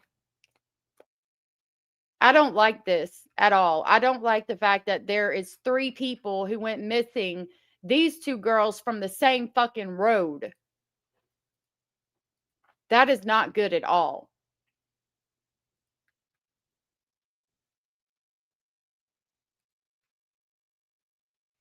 There is 12 to 13 miles between all missing teens' last known locations. That is scary, y'all. That's not good at all. I pray that they have some leads too. They do. Camilia Mendoza Olmos and Sofia Peter Cabos look a lot alike. Even Angelique Johnson looks resembles Sofia here. That is super scary, y'all. I mean, and yeah, no, I know what you're saying, Rosie. No disrespect from Texas, but it's scary. But yeah, there's a huge population in Texas, and it could be coincidence. But from the same Petronco Road for the latter 2, and then she's about 30 minutes away. Hey, Patricia, good to see you. Her friend says she is very organized and took preventative measures to always be careful and stay safe. That's good, but it sounds like on that day in particular, she didn't have her phone. Like maybe that day she didn't have her preventative measures. They do, don't they? My beautiful granddaughter, she's 16. She's always on TikTok, and it worries me because she's so beautiful. I have a tracker on her. I'd hurt anybody to do that. I hurt everybody to do that, to get a tracker on them. Yeah, it's good to have a tracker when you can, but it's scary and very sus. Doesn't sound good at all. Very sketchy. Mama Bear said everywhere is scary nowadays. It absolutely is. That, I mean, just knowing that now, that's hella more concerning. Not good at all. So this tells us what we know about the disappearance so far. I'm going to play this video. It talks about the 5th day of the search being underway for the missing 19-year-old Camilia Mendoza Olmos. Today marks. We have to hold on just a minute, and then we'll talk about the Reiners. Today marks the 5th day since a 19-year-old girl from Northwest Bear. Hopefully it'll stop doing that.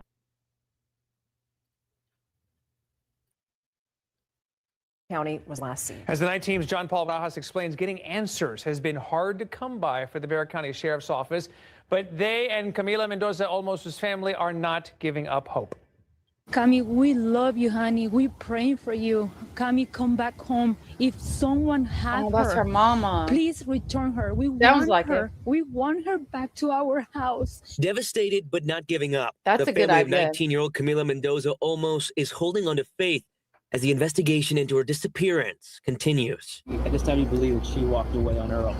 At this point, that's the prevailing theory based upon the video that we have. You're Some good, Rosie. indications of suicidal ideations from this young lady in the past. However, Bexar County Sheriff Javier Salazar made it clear they're not ruling anything out, and they believe Camilia is in imminent danger. We've got to consider all possibilities, from disappearing willfully to the possibility of of self-harm to somebody may have taken her. And so there finally is the footage outside of the house where she's at her car.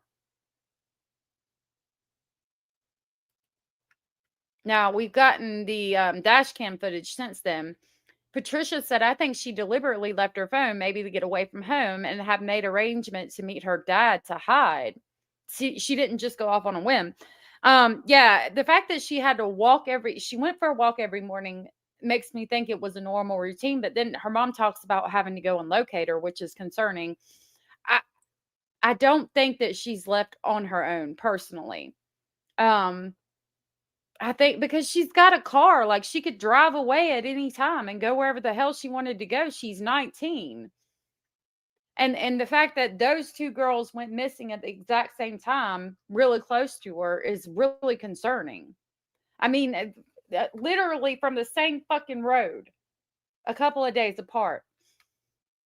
It makes me feel like there's a serial trafficker in the area or a serial killer. I don't know. That's just really concerning. And I don't know if it's because it's just a high population of people and a high population of teens in that area.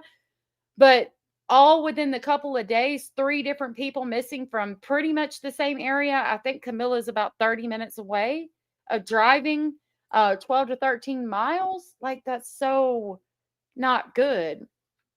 Cara said, I could be wrong, but I think in the case of serial homiciders, law enforcement won't say anything and might say that all of these cases are, quote, unrelated, unquote, until they can get 100% proof. I could be wrong there. You are absolutely right. 198 bodies in the Houston bayous is not looking good either. I think Camilia may have ended her life, but all those bodies are stacking up like cordwood. Yeah. It's a possibility, but I don't think so. I really don't. I think she would have just left willingly if she wanted to leave. The evidence has been hard to come by. This is video from outside Camilla's home on the 11,000 block of Caspian Spring in northwest Bexar County just before 7 a.m. Christmas Eve. It looks like she's going through her car. The sheriff adds everything but her car keys were left at home. But she left behind a cell phone. She left behind an iPad. And so we've had the opportunity to go through some of that. And now there's new video from a dash cam. However, it's grainy, and the sheriff said it could be Camilia and that the clothes look to match. The video shows a person walking on Wild Horse Parkway a few blocks away from her home in a black jacket or hoodie and blue shorts. If that was Now, she was last known to be wearing a black hoodie with baby blue on it and some baby blue pajama pants. Right. I didn't realize the other girls were missing either until Hannah sent me that clip that she had pulled up on X, and I'll pull it up again and we'll see what we can find briefly on Camilia on X. But that just that's not sitting right with me. Here is all 3 of them. So this is Camilia that's missing. Then in the middle is Angelica Johnson, who is 17. And then we have Sofia Peter Cabos, who is 14. Angelica and Sofia here on the ends both went missing from Potranco Road in Bexar County, all within days of each other. Like, that's super suspicious. Oh, hell no, it's not. With all those bodies, it could be a number of serial homiciders, possibly even bodies from those who were caught. Look at the Long Island homicider case. There were several homiciders in that area at that time. I still think he's responsible for more than they say. Spiritual conduit, good to see you. An opportunistic predator at the very least. Yep.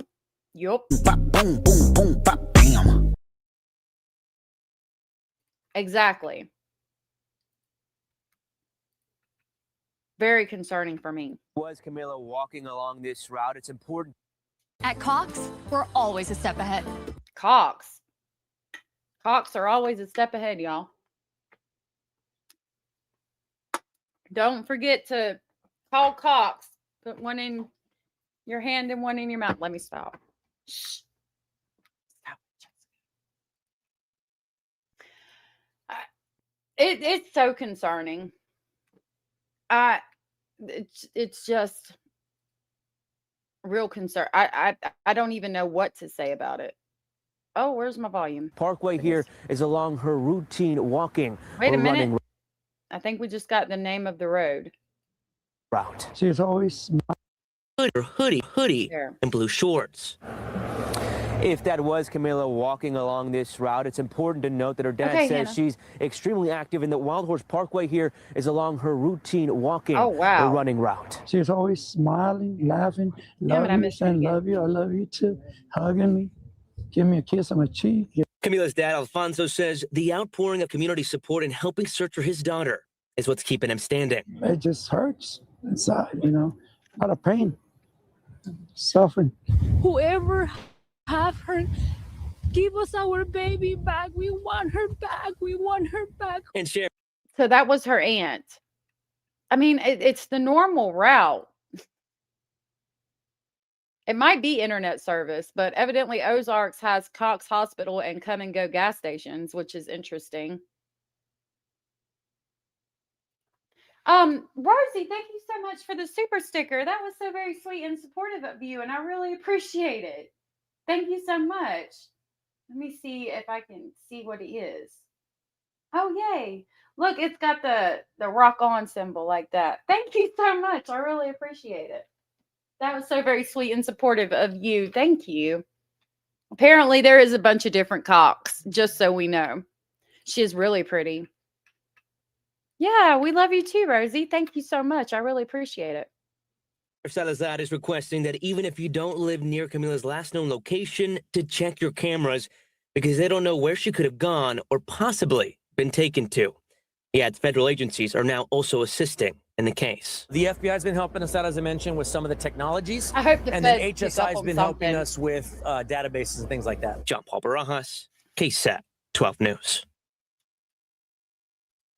All right, before we move on to talk about the Reiners, I just want to share with you guys again. I mean, it's been a week and all of them are missing. Camilla.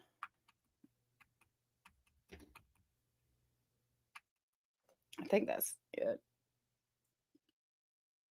We're going to see what we can find on this situation. This is X. People can post anything. Oh, it's over here. Let me go ahead and add some money to my swear bill. I've been over here being a naughty. Put in a bunch in my swear bill. That thing is loud. It's almost full. Okay. This is X. Anybody can post anything. Take everything you see with a grain of salt. She is Camila Rodriguez, kidnapped on the orders of Maduro in the past electoral events. That's a different one in Venezuela. It has to do with politics. It's definitely San Antonio. There's her missing poster, and I'll pull that for tomorrow because I am going to have my missing video. Did she leave in the company of another person? Was she kidnapped? We don't know.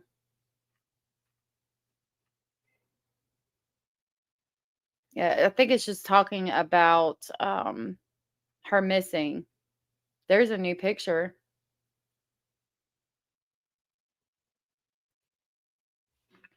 It says it shows her frantically rummaging through her car. I didn't think it was frantic, but Hold on. It's got to load. Oh my gosh. Hold on. It won't let me mute it. Sorry about that. Oh my goodness.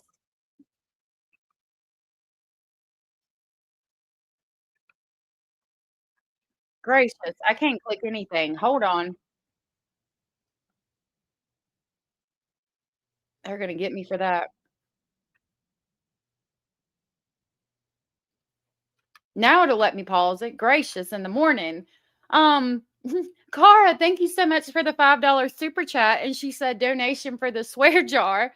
I'm going to put in a couple for you. Thank you so much. And then Cindy from sunny South Florida also sent $5 and said, my swear bear contribution, fair is fair. And I'll put some in for you. Thank you guys so much for the super chats and for the donations to the swear bell. I really appreciate that. That thing is getting full. You guys are so sweet and amazing. Thank you so very much for that. That really helps. And I really appreciate y'all's donations to the swear bell. Thank you so much for that. Thank you. Thank you. Thank you so very much. That was super cool. Thank you guys. Amazing. Basil says, amazing. As we all sit here and cuss our asses off. Thank you guys. I did put in some change for the swear bell donations, and I'm putting in some more. Thank you so very much. That was super cool of you guys, and I really, really appreciate it. Yes, great start to the new year. I know y'all must have hit send at the same time. Thank you so much for that. I really appreciate it. Okay, I'm going to try to start this over now that we've heard that ad that they're probably going to strike me for that I couldn't pause. They say she's frantically searching through her car. Don't look frantic to me. Why is it blue? Lord have mercy. Okay, now it's not. I'm just having problems left and right.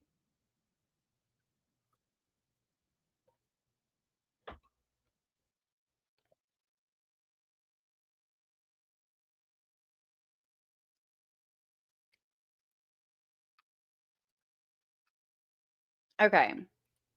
So that was that. I'm not going to stay over there because good Lord, the way it was messing up. I think that's about all we have on Camilla is what we've gone over so far, but I am going to be looking into Angelica Johnson and Sofia Peter Cabos too, from the same area. He can even talk. Yeah. Basil is getting some extra snacks.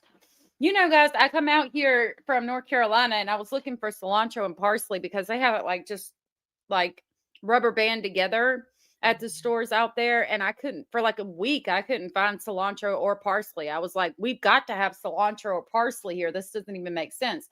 And out here it's like in this bag that I have to buy. So, and the store, each store is like at least 35 minutes away. So I've been getting him quite a bunch at when I go to town, but it hasn't been as fresh. So he's been getting lots of extra little snacks and stuff. Basil is very talented. He's silly, but very much loved, as are the geese. All the animals are very much loved. All right. I've written down, I watched, I got all the information I could on the Reiners, and we're going to talk about it. What we know so far about the case and, you know, what could happen, why things might have happened the way they did. Just a lot of information. I've got like, excuse me, Reiners. I've got like 3 pages of notes here that I took for us to talk about. I need to grow my own herbs. I was able to say, I had a couple when I come out here. I've got my white sage so far. That plant is living and growing. But my other ones have died and I'm not happy about that. I need to get at least my regular sage, rosemary, thyme, oregano. I've got to get all that growing again. Yeah, I need to grow some inside. No, no. Yes, he's a conductor for the Speculation Station train on my merch. I need to get to working on some more merch too. I had similar issue when I left Missouri. I felt like Steve Martin from My Blue Heaven. Arugula is a vegetable. I didn't know. I don't know if I have arugula. He eats potatoes. Like, he'll chew the potatoes. He eats potato leaves. He likes celery. The kids have been on a celery kick. I don't know where that's out of, but they keep asking me for celery, and he loves the leaves. So, let me see if I can access that. Oh, that's the clip. That guy's funny. He was in the Bride movies. Let me see if I can pull it up real quick before we get started. If it'll be in my watch history. Hold on. Wait a minute.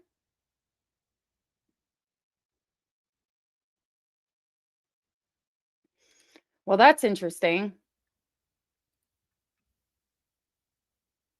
Okay. Here's what Carl was talking about.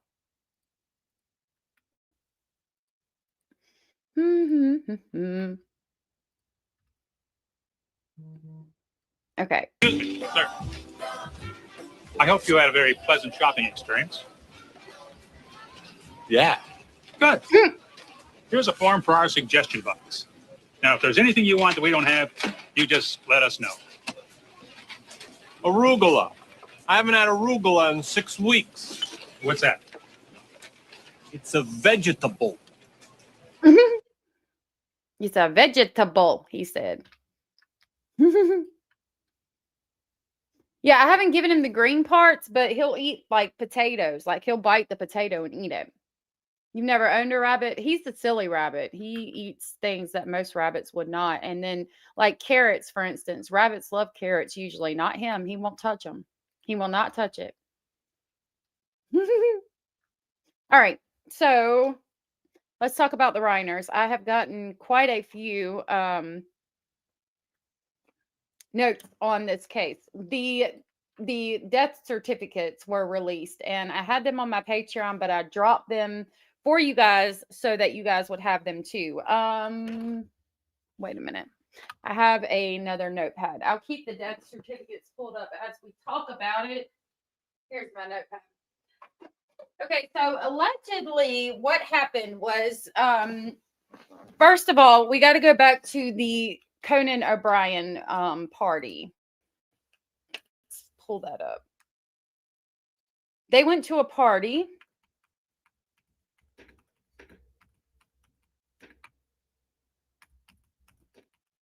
I don't know if we've got any images of it specifically, but we're going to see what we can find real quick as I share this.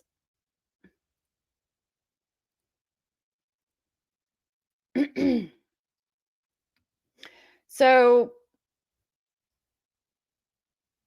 some people are saying it's bullshit, but there's Conan O'Brien, in case you didn't know who he was.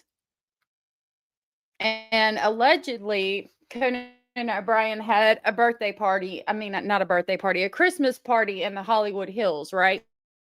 And the Reiners were there, and that included Nick, their son. Now, there was an argument that happened there.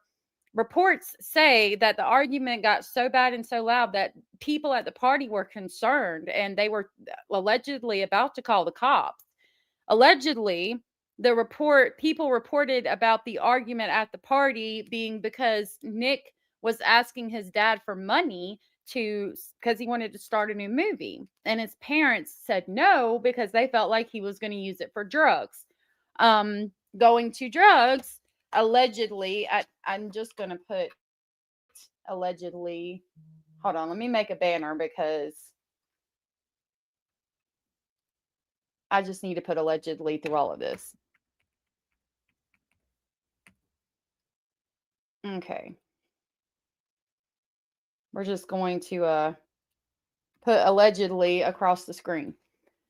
Allegedly, he had been in rehab 17 times in 17 years, and this rehab was a $70,000 a year facility. They kept putting him in rehab, hoping that it would help, but he had evidently been an issue for a long time. And there were reports about him at this party with Conan O'Brien. Like, he was allegedly going up to people's face and like getting like right here in their face and being like, hey, how are you? What are you doing? Like, just making people really, really, really uncomfortable. Yeah, I agree. Sorry ass excuse for a son. Several celebrities have come out confirming, and the information I got is from Brian Enton Investigates. He did a couple of videos on it, so I watched those, grabbed what I could from it, and that's what we're talking about. I believe the allegations that he was asking his parents for money to create another movie, and they said no because they felt like he was going to use it for drugs. I could see that happening. I could see them getting into an argument about it, and I could see people being so concerned that they were allegedly planning on calling the law. So that happens at some point. I don't know if it was that night or the night before, but it was right around the time. He was living with his parents, but he checked into a hotel the night of the homicides. Okay. And then the night of the homicides, he leaves his hotel room that he has rented, even though he lives with them. And he goes to their house when they are asleep, allegedly enters and stabs them to death. Let me see.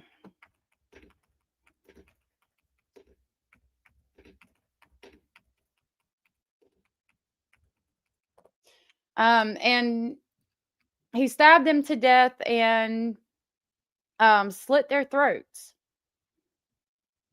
So it just says multiple times. They were stabbed multiple times. The certificate of death, this one's for Michelle.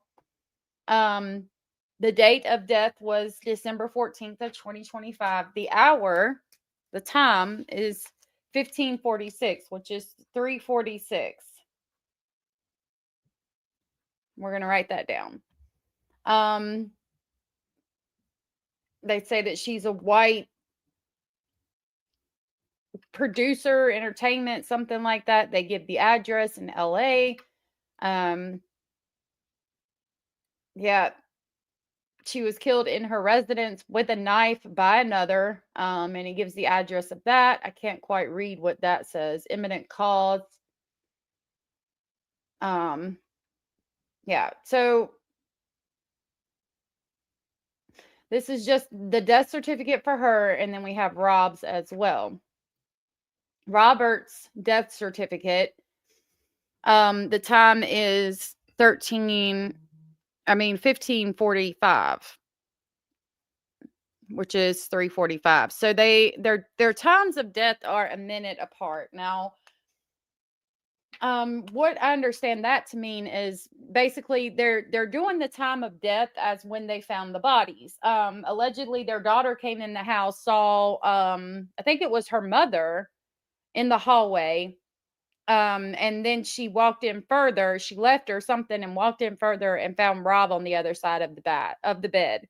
There was a lot of blood. If you think about stabbing, that's very up close and personal. And the fact that their throats were slit, very, very up close and personal, very, very angry person.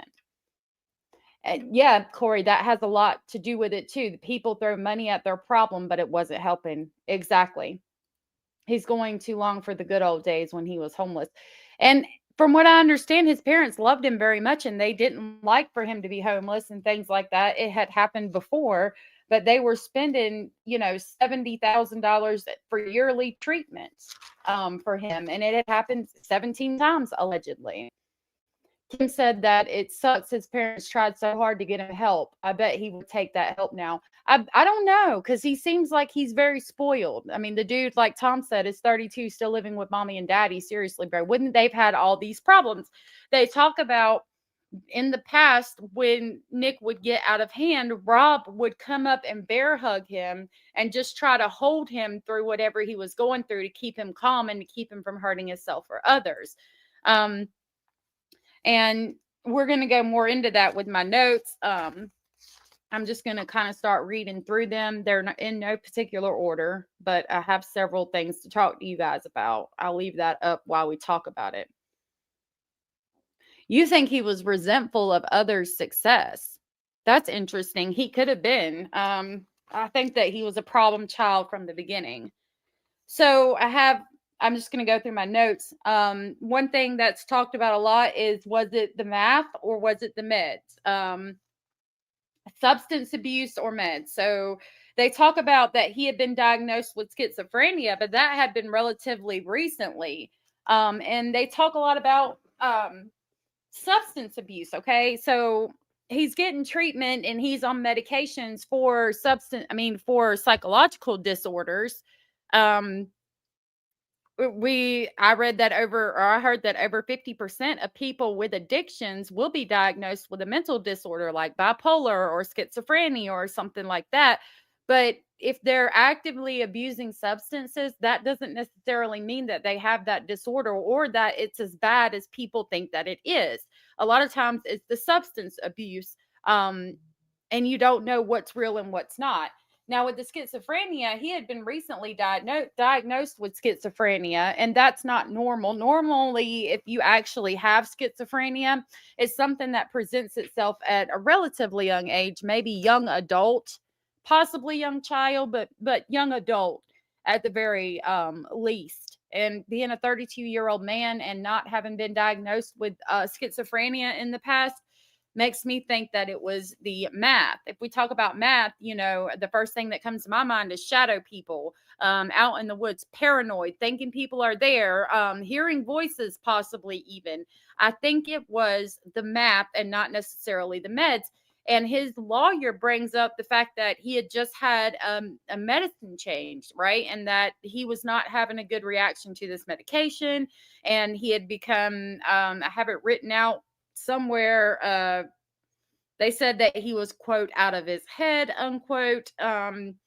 He had become irritable and violent with this medicine change, and they were trying to get him on the right medicine.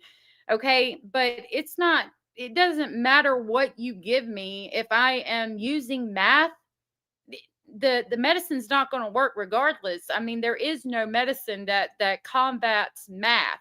You know what I'm saying? Like, if you're actively abusing substances, especially math, there is no medicine's going to help. Patricia said it was reportedly $70,000 a month, not a year. Dang, that's insane to me. We should all know that addicts won't get clean until that person is ready. His parents tried to help him, and they definitely didn't deserve what happened. I agree. You can love somebody through addiction, and you can wish and pray and hope every single night that they get clean, but they cannot get clean until they themselves are ready. They have to hit their rock bottom. I know from experience. He was asking people at the Christmas party if they were famous. I hadn't heard that. That's interesting. A lot of them are caused by using, right? So it's like, I mean, it doesn't matter what medication you put me on for bipolar disorder. If I'm using substances that enhance this disorder, ain't nothing going to work. I mean, you got to stop using the substances. Tom, that's awful, Tom. Tough love is so hard for some parents, but sometimes you just have to put your foot down. And I think they did, like, they had him in a treatment program. They had him at some point, he had allegedly been homeless. I think they tried to love him and tried to be the best they could for him, but it just didn't work. And now their lives are gone for what? Okay, Cara, have a good day, my love. Schizophrenia diagnosis, average age to be diagnosed for men is late teens to mid 20s, for women early 20s to 30s. Yeah, so I don't think for him being 32 years old and using math, I don't think that he was schizophrenic. I think it was the math. Schizoaffective schizophrenia are often misdiagnosed in the beginning. Drug abuse compounds mental health and can cause it too, especially math. Are you okay? Do you feel any better?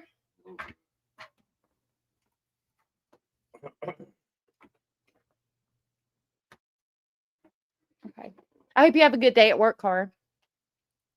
Supposedly his parents' estate is going to pay for his defense attorneys. Yes, I've heard that his family is paying for the guy, Alan Jackson. And they talked about that. That's probably because his parents told his siblings or his sister, if anything happens with him and he gets in trouble and we're not here, please make sure that you get him the best defense that we can possibly get him. So even though they're not here, they wanted him to still have a good defense attorney. Breaking down my issues this time of year. Juicy Jules, good to see you. I'm sorry that you're going through stuff. Yep, Karen Reed's attorney. I'm so sorry. Juicy, I hope everything's okay.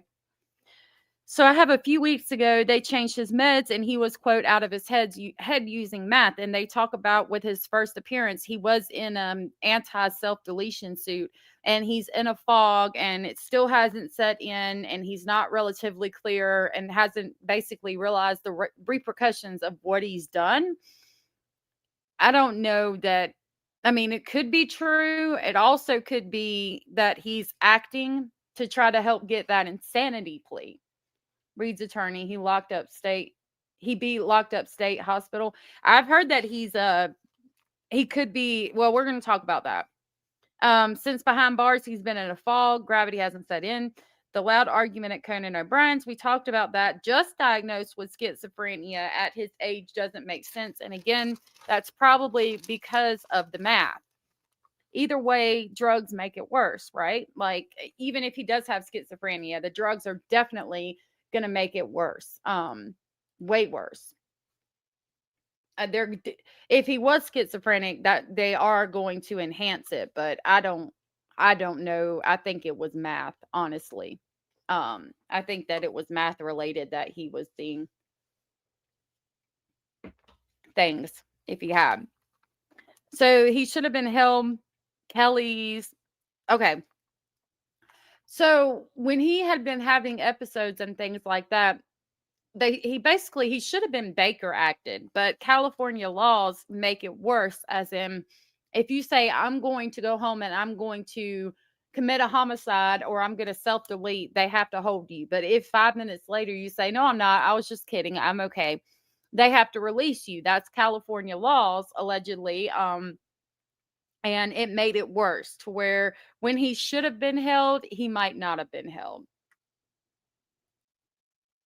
Peace, no more homicides in the new year, 2026. That would be amazing if we could do that. I pray every night that everybody is safe and protected and that nothing like that happens again. Unfortunately, it's inevitable since the beginning of time, but it would be nice if no more homicides occurred. The death certificate, talking about the time, which we did, is going to be who is seen first and the time difference. A knife attack is very personal. Now, when you think about him committing the knife attack, blood splatter evidence is going to be extremely important in this case. And when we talk about a knife attack happening, right, you got to think about, it's trigger warning, I'm about to get graphic. If he comes up and stabs the person, the first time there's not going to be a lot of blood splatter on the knife because the person just got stabbed. The wound is not going to be flowing heavily unless they hit an artery or whatever. But when you keep going back in and it gets more frenzied, just stabbing over and over and pulling it out, the more frenzied you get, the more blood splatter evidence we're going to have. And we're also we should be able to tell who was killed first, which I believe is Rob. Because in the blood splatter from Rob, it's just going to have his blood because at that time, it's just a frenzied attack on Rob. But now when he goes after Mom, Michelle, he's more than likely using the same knife and he's attacking her with the same knife he has just killed his dad with. And so there's going to be a mixture in the blood splatter of the dad's blood and the mom's blood because he's using the same knife. And again, her blood splatter is probably not going to be as serious until we get into a more frenzied attack.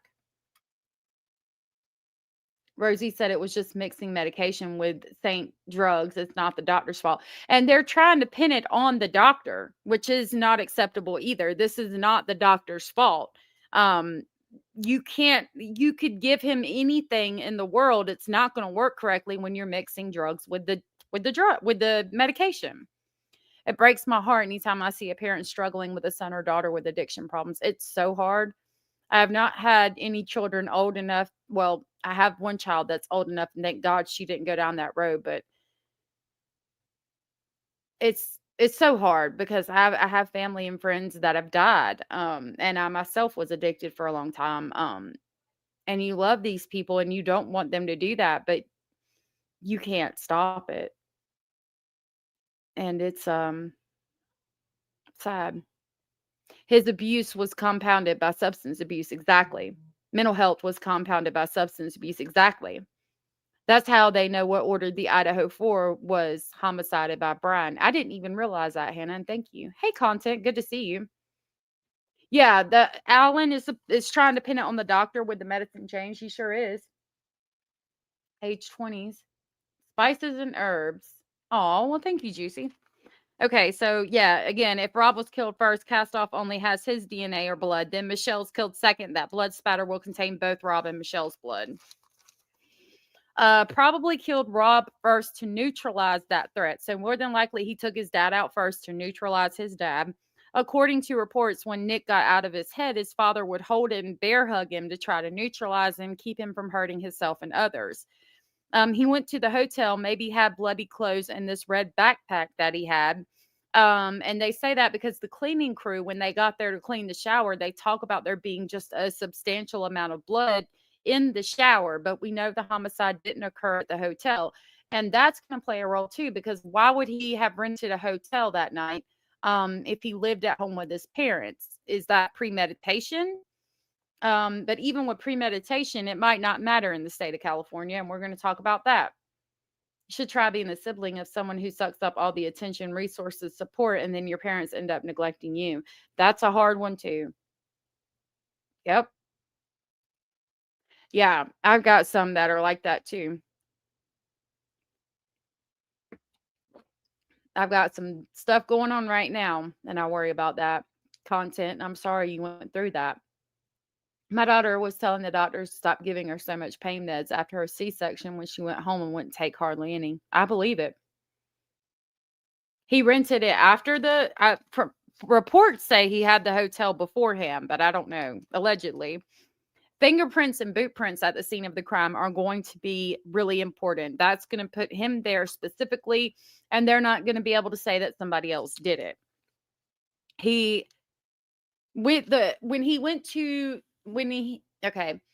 So if you put the bloody clothes in his book bag and then he went to the hotel and cleaned up, that's going to show that he knew what he was doing was wrong. And that's going to be important. There were police calls dating back to 2014, 2017, 2013, 2 times in 2019. There was one of them was for, quote, battery of family violence investigation. And then I have a second part to that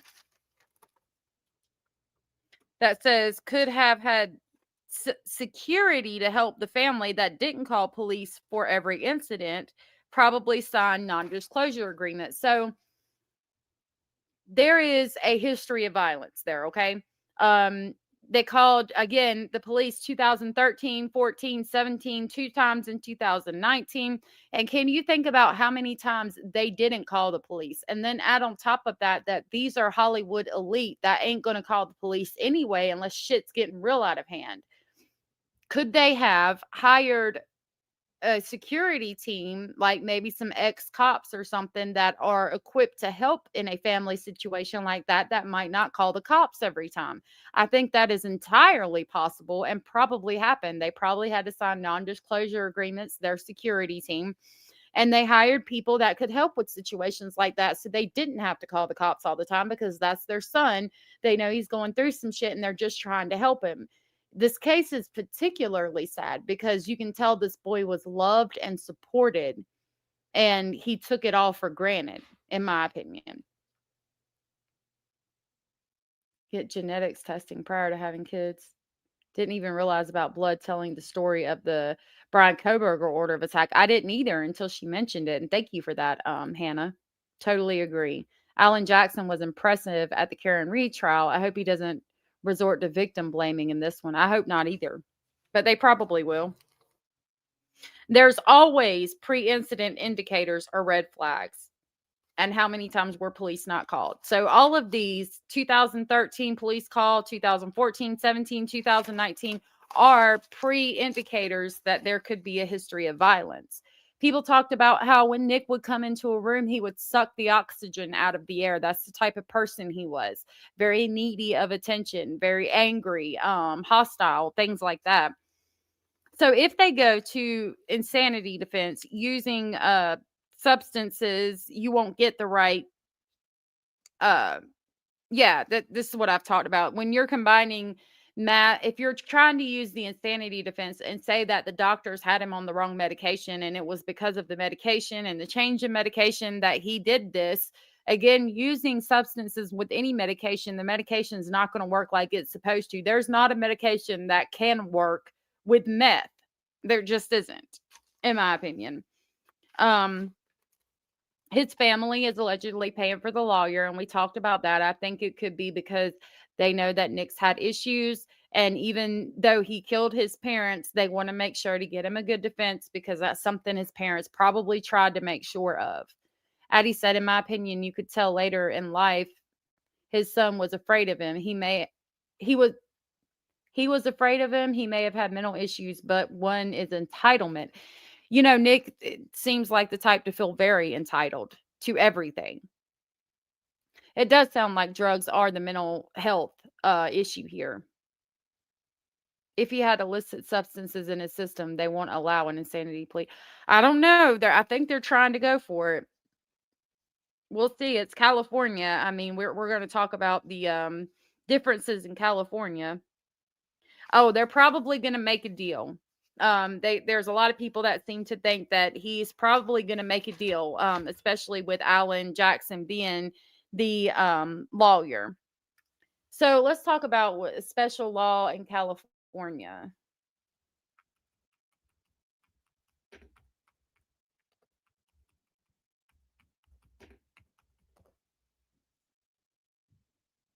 I have my caps on. Okay. It is Cali. Yep. And that's important because we have in California this thing called the McNaughton law or rule. Sorry. So in California, the McNaughton rule is a legal test used to determine if a defendant is legally insane.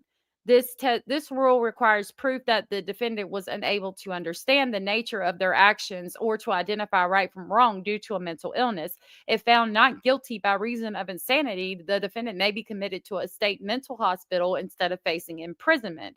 The rule is based on the case of Daniel McNaughton, who was acquitted of homicide due to his delusional state at the time of the crime. The McNaughton rule has been adopted in various jurisdictions, including California, and is used to protect individuals from being punished for actions they were not legally responsible for due to mental incapacity. And here we have pictured Ed Gaines. Ed Gaines was found not guilty by reason of insanity. Ed Gaines, again, would be he's the one Leatherface is based off of. He killed 2 women, but he would go dig bodies up from the graveyard and make like wreaths out of female genitalia and things like that. Another example of the McNaughton rule is John Hinckley Jr., who attempted to assassinate Reagan. Now, he was released. He was found insane and committed to a state hospital, but he was released in 2016. So it is a possibility, and that was after he did 30 years incarcerated. It's a possibility that Nick Reiner could be found not responsible due to mental illness. He could go to a state hospital for a number of decades, hopefully, and then he could be released again and walk the street. They talk about the irresistible impulse test. I think they're going to have a problem because the issue is going to be, did he know right from wrong in that moment? And the fact that he rented a hotel room first and then hid the clothes in his book bag while he went from the house to the hotel would show that he did know right from wrong in that moment.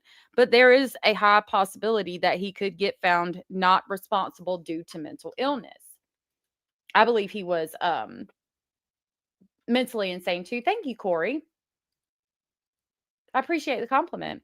He still spent time in the hospital. One doesn't just walk out of the courthouse after a ruling like this. And that's true. He will definitely go to the hospital even if he is even if he is found insane.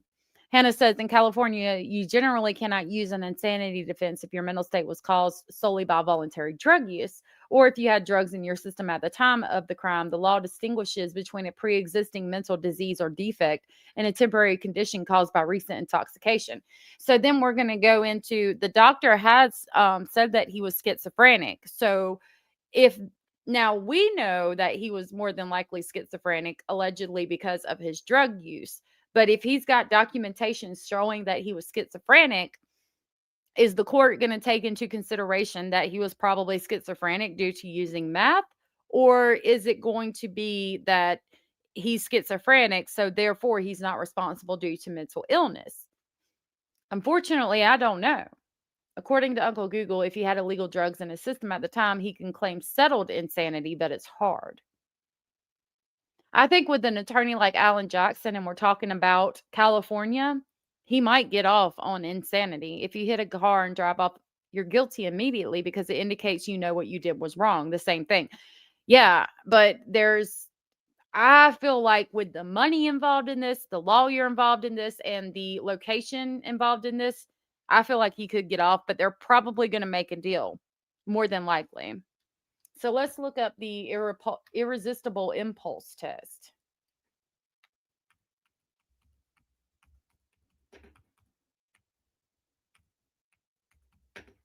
I know I misspelled that. The irresistible impulse test is a legal doctrine used in the insanity defense in criminal cases. It allows the defendant to argue that their mental illness prevented them from controlling their actions, even if they understood that their actions were wrong. This test emerged as a response to criticism of the McNaughton rule, which focused solely on the defendant's awareness of right and wrong. Under this test, the defendant must provide compelling evidence that their mental illness caused them to lose control and that they could not resist the impulse to commit the crime. The decision to apply this test ultimately results with the judge or jury who must consider the evidence presented by the defense and the prosecution's counter arguments. So for this, I feel like they could say, yes, he knew it was wrong, but when you introduce math into your system with the drugs that he was already on to try to control the alleged schizophrenia, and then you make him upset about not giving him money to go get his substances or for a new movie, as he said at the Conan O'Brien party, it was an irresistible impulse to kill his parents. I'm wondering if we are going to see that argument in court. Now, I know you guys are talking about if he had drugs in his system at the time, then they can't use that. We're going to see. I'm going to look it up. I really don't see Alan Jackson just after money, though. I think it would be the notoriety. If Alan Jackson can get it to trial, he will make more money. I think they're going to take a deal, honestly, because he's got the notoriety for this anyway. His parents were likely told Nick needed to be in a mental institution, a private hospital. They exist. They likely fought against that and opted for outpatient. I've seen it before. I think so too. And I talked about that earlier with the laws in California, that even if he should have been in a mental institution, it's very easy for him not to have been, because it would look bad on the family. They love him. They didn't think that he would do this, which is sad to see that he did. I guess it makes more sense. He's Nick's attorney than Karen's Reed. Makes more sense for me than Karen Reed's, but I don't know much about the trial. If he needed money, where did he get the money for the hotel? Well, I mean, if you're talking about he asking for money to produce a movie, you're talking about several thousands of dollars. His parents probably gave him an allowance or something like that to where he could get a hotel for the night.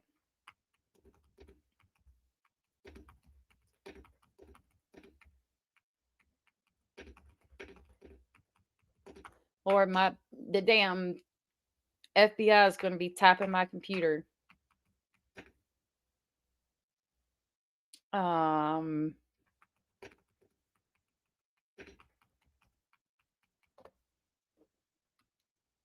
Living with meth-induced psychosis. Math can cause more than addiction. It can break reality. When math induces psychosis, people may see things that aren't real. I mean, so that's typical of the math.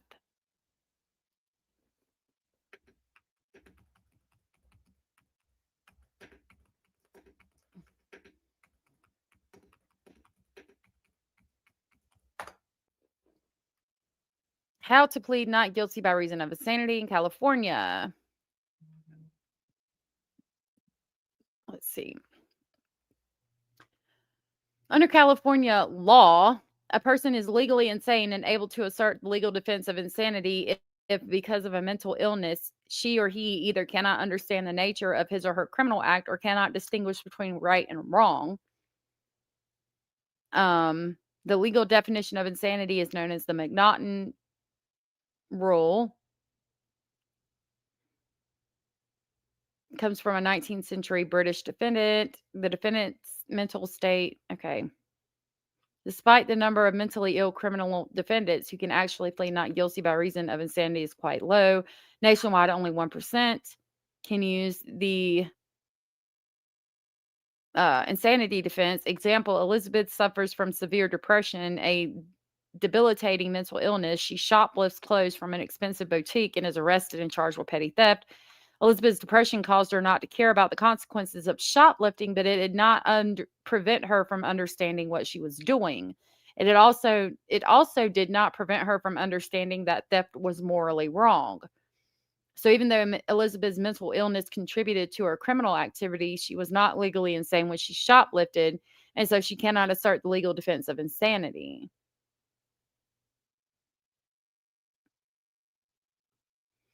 Betty suffers from manic depressive disorder. After filling up her gas tank, she drives away from the gas station without paying. A gas station attendant follows her on a motorcycle. Trying to escape him, Betty drives over 80 miles an hour and runs stoplights. Her reckless driving leads to an accident that kills somebody. Betty's charged with vehicular manslaughter. She asserts the insanity defense, but the jury decided that she was culpable of understanding the nature of her actions, but was not culpable of distinguishing right from wrong. Therefore, she is not guilty by reason of insanity. Drug addiction right here.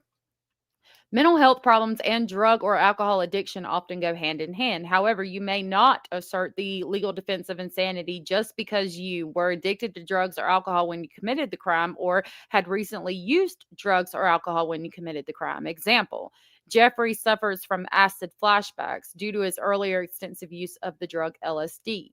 These flashbacks cause him to hear voices that aren't really there. When he is at a bar, he mistakenly believes the bartender is threatening him and attacks the man. This leads him to getting charged with California assault. Because Jeffrey's delusions were due to the use of drugs rather than a non-drug related mental condition, he cannot assert the insanity defense.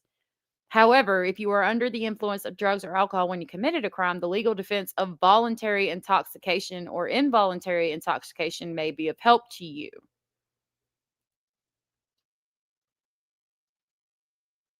Voluntary and involuntary intoxication are both possible defenses in California criminal cases.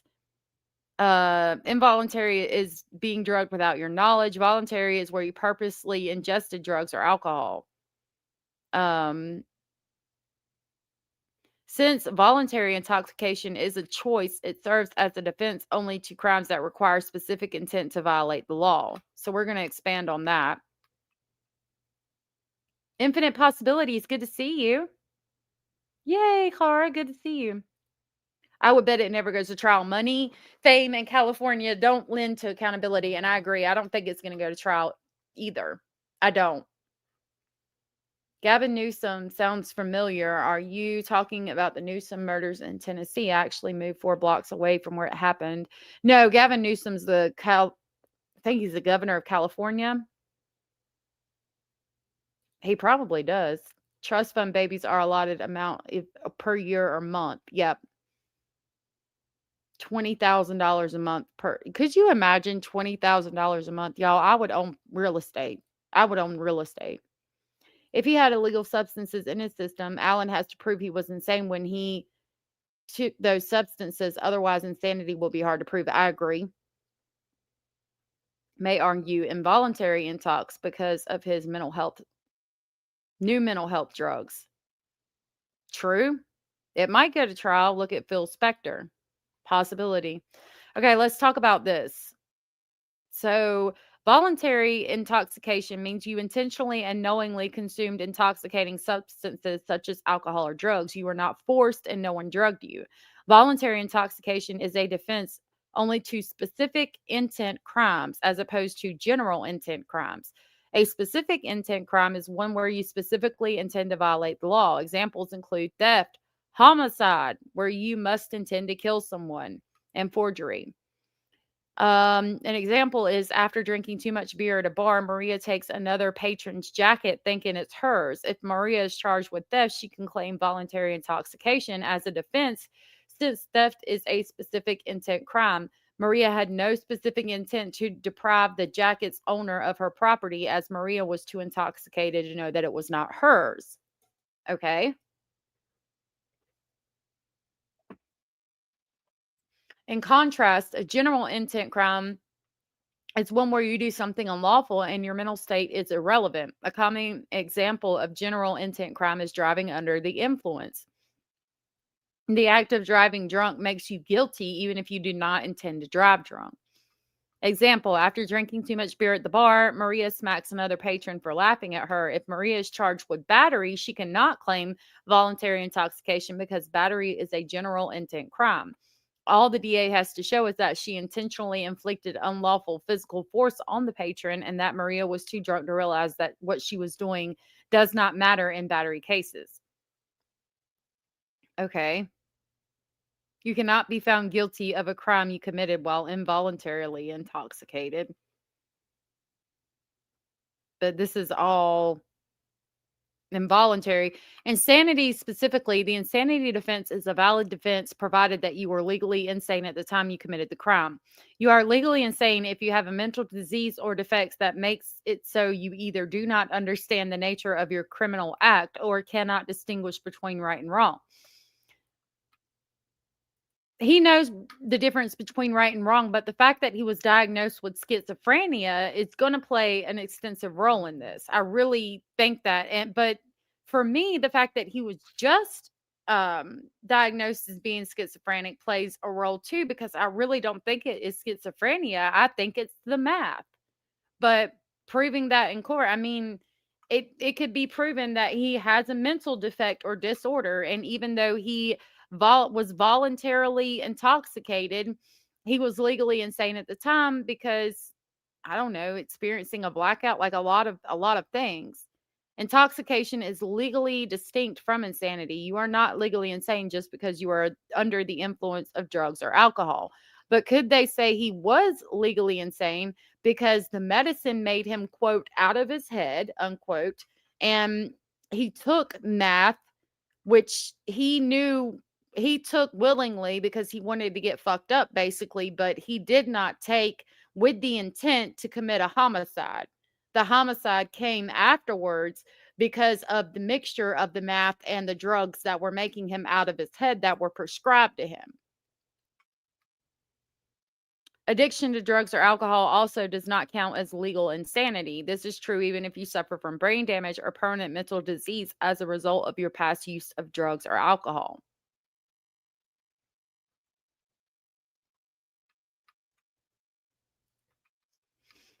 I don't know. If Alan Jackson thinks he can win a trial, he will take it to trial. If the evidence aligns to say that he won't get insanity, he will take a deal, in my opinion. I think that's what it's going to boil down to. Exactly, Hannah. Boom, boom, boom, bam, bam. I think that's exactly what it's going to boil down to.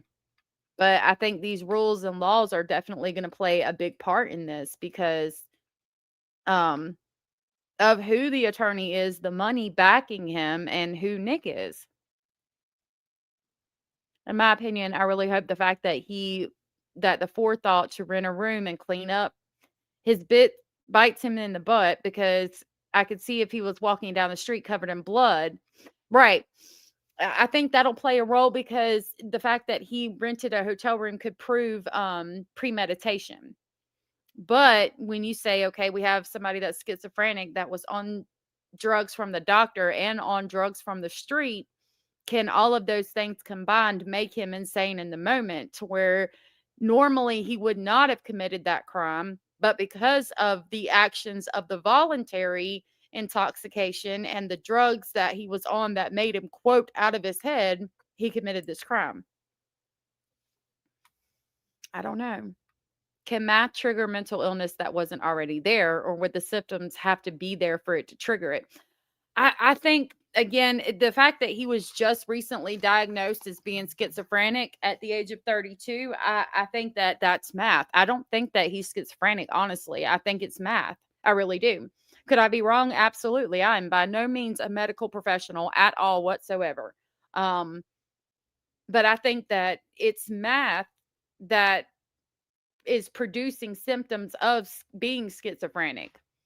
Now, I don't think it's going to matter because a doctor wrote out that he is diagnosed as being schizophrenic. A doctor said he was schizophrenic before the crime happened, so I think that they would take that to mean he is a schizophrenic person.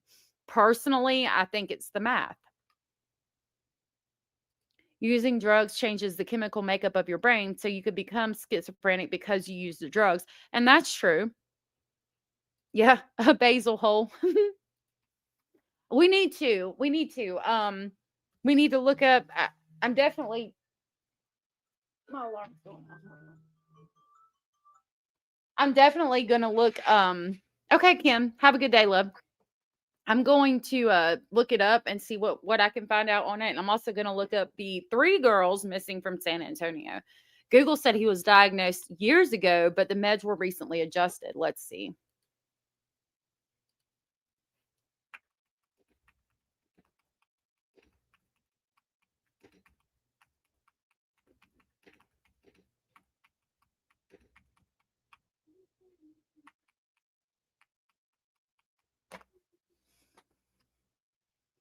Oh, that is important. Okay. I misspelled it, but let's pull it up.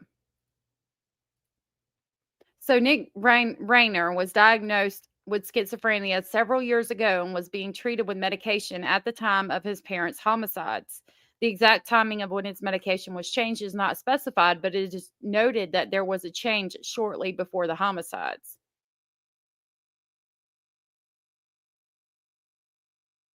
So it does say several years ago with the schizophrenia. So maybe he really was schizophrenic. So then what's going to come into play is if the math made the schizophrenia worse, which we all know that the math would make the schizophrenia worse, but he took it voluntarily. And like Hannah said, when you take a drug voluntarily, can you plead insanity? I don't know. I don't think so. I mean, I would understand why you wouldn't, because you took the drug willingly, but did you know that when you took this drug, it could make you commit a homicide? I don't think anybody has the forethought of, I'm going to take this math so that I can go kill my parents. Do you get what I'm saying? So it's definitely left me with a few questions to ponder and look into. The fact that he was diagnosed several years ago changes everything, because when I saw the Brian Enton Investigates, where they were talking about it, they made it seem like he was recently diagnosed because the doctor was saying the same thing I was. If you're recently diagnosed with schizophrenia, is it really schizophrenia because you're using math? I think it was admitted. I don't know exactly how we know that he was on math, but it's been talked about extensively. So somehow they know he was on math. He either tested positive for it, and they talk about him being at a gas station with the red book bag that he later takes to the hotel that has bloody clothes in it, or could have had bloody clothes in it, and possibly meeting up with the dealer. That was him specifically. That was his specialty. Yeah. I mean, it's probably something he was on all the time, but it could have been in his system.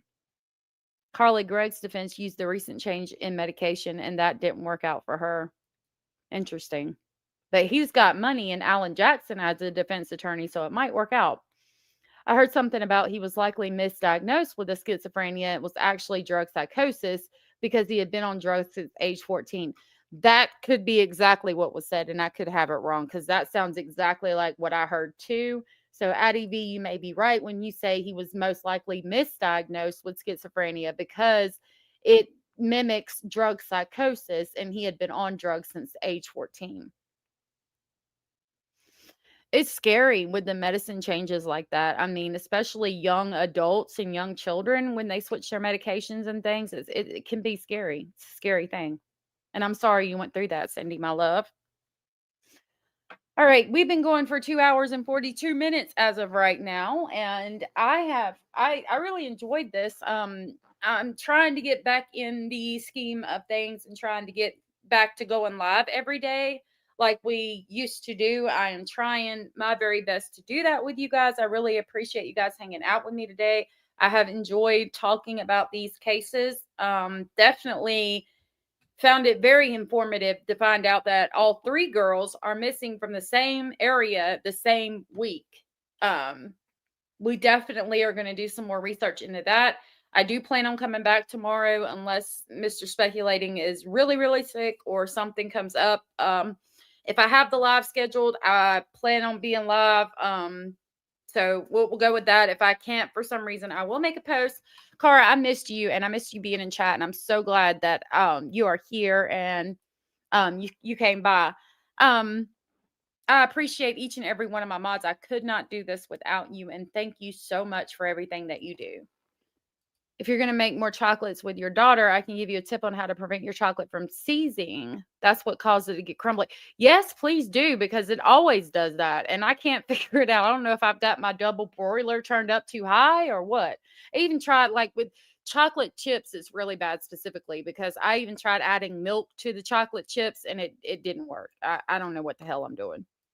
I enjoy our time together and sharing ideas, speculation, and all this stuff respectfully too. Very, very much. I hope y'all do have a good evening. Stephanie, good to see you. Good to see you. I hope y'all have a wonderful evening. The heat is too high.